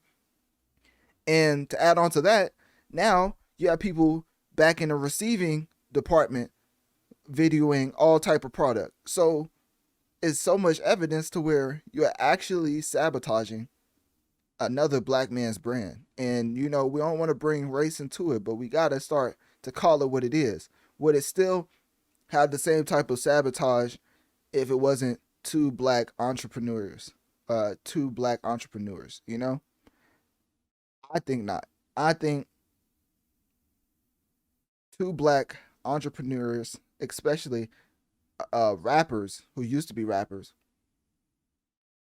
they're going to be treated a certain way when it comes to elevating their different ventures in business and talked to in a certain way that maybe they wouldn't talk to their own kind. That's what I would say. And then to have this type of sabotage happen to a brand that seemingly was doing well. I mean, if you look at their social medias, because obviously, once you move to a supermarket, that means like it's moving enough units to even make that make sense. Like, no supermarket is going to take a product that's not selling, because now it's just sitting on their shelves, where another product that was selling independently could be on there to sell globally to the masses, right? It's basically like a major. Think of Walmart like a major label. No major label artist is out here signing indie artists who have 2 monthly listeners, right? They're signing people who already built a table for themselves, is already moving their own distribution as far as like TuneCore, things of that nature. Like, they already have their own motion. And then the major label adds on top of that. That is what Walmart is for Snoop Dogg and Master P. So it's interesting. I don't know what the splits are. I don't know what the royalties are, but it's interesting that Walmart would go as far as this to sabotage their brand, allegedly.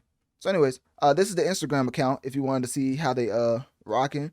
Obviously, there's people messing with the brand. You see Snoop Dogg right here. I mean, not Snoop Dogg, but the Snoop Dogg cereal brand is like Snoop cereal, Frosted Drizzlers, you know what I'm saying? And it ain't real unless people hating on it. So somebody said, we've been trying to get, oh no, actually this is not the one. There was one when they was hating on it. I don't know which one.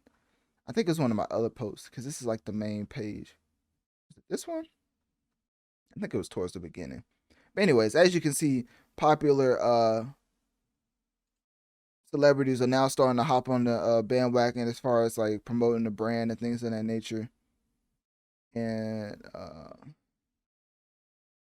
like, even somebody commented, they need to stop putting it in the back of stores here in Florida. I'm pissed. It says available online at nearest Walmart, but then when I ask somebody, it shows the aisle and says out of stock. They trying to blacklist my dog Snoop and P. Expiv. Man, it ain't cool, dog. That's crazy. Obviously, you can support on Amazon and things of that nature, but the whole Walmart aspect and how they're just trying to downplay it is definitely concerning, and that's why I wanted to cover it in the first place. Because at the end of the day, somebody has to speak about these type of things. We all can't just talk about the latest Christian Rock video. You know what I mean? Let's actually focus on things that have, logistically speaking, implications on the entire world. As far as product in the way that product is sold, the way that product is sold. Because a lot of people are shock value monetary, we don't know, they get financial monetary gain from shock value, which that's cool, right?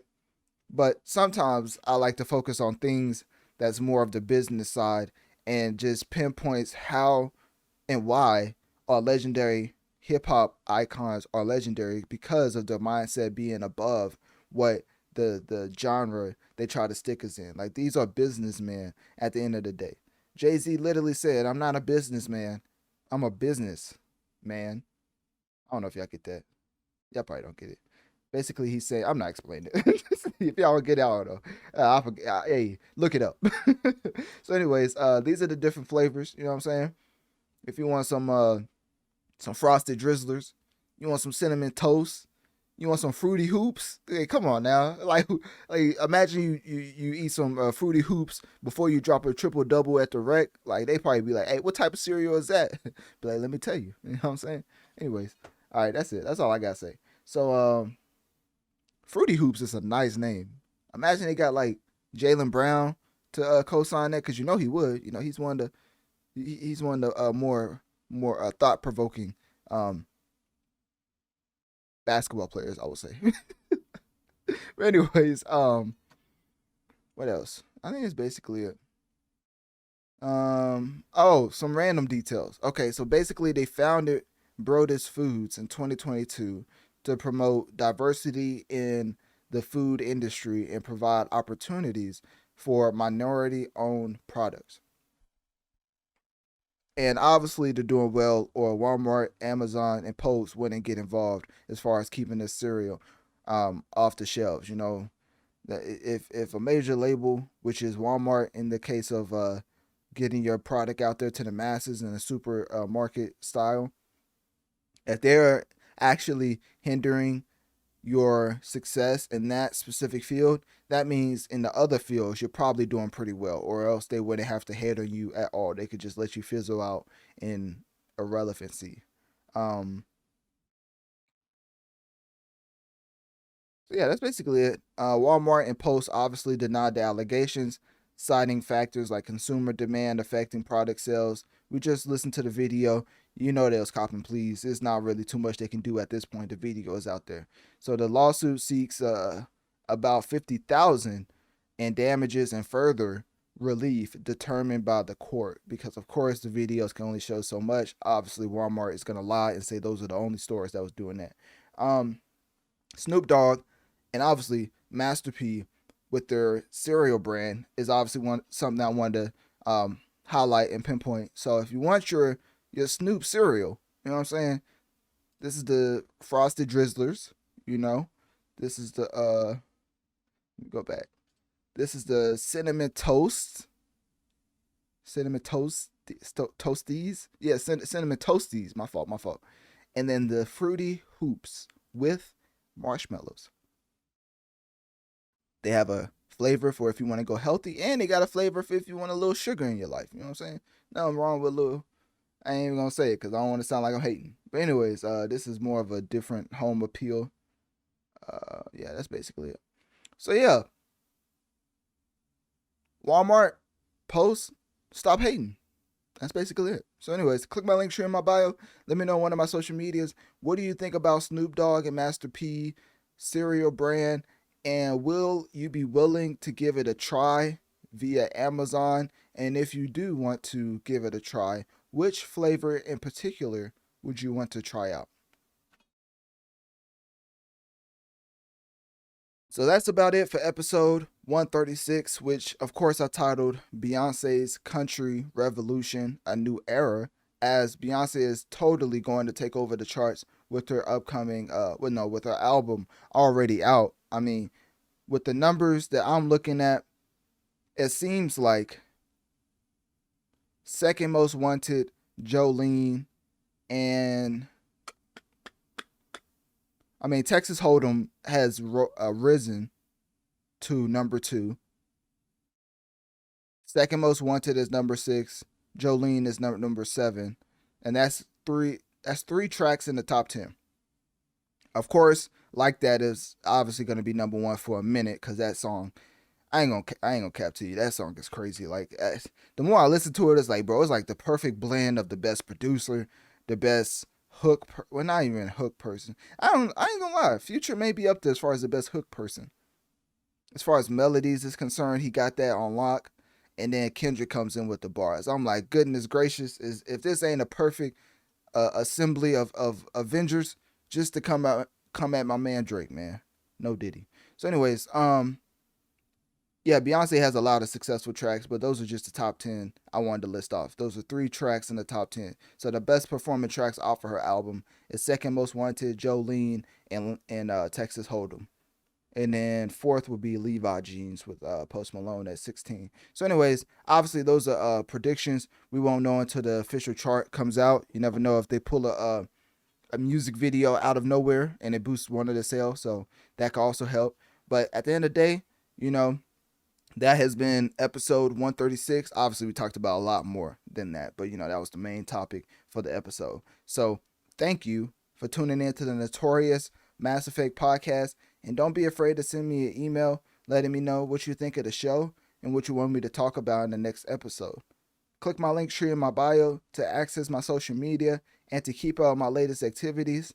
If you want to support the show financially, click my Cash App link located towards the bottom of my link tree, as it helps the show overall. Make sure to share this podcast, rating this 5 stars on whatever platform you are currently listening on, as this helps the show reach more people so we can grow together and affect the masses. Thank you for tuning in to another episode of the Notorious Mass Effect.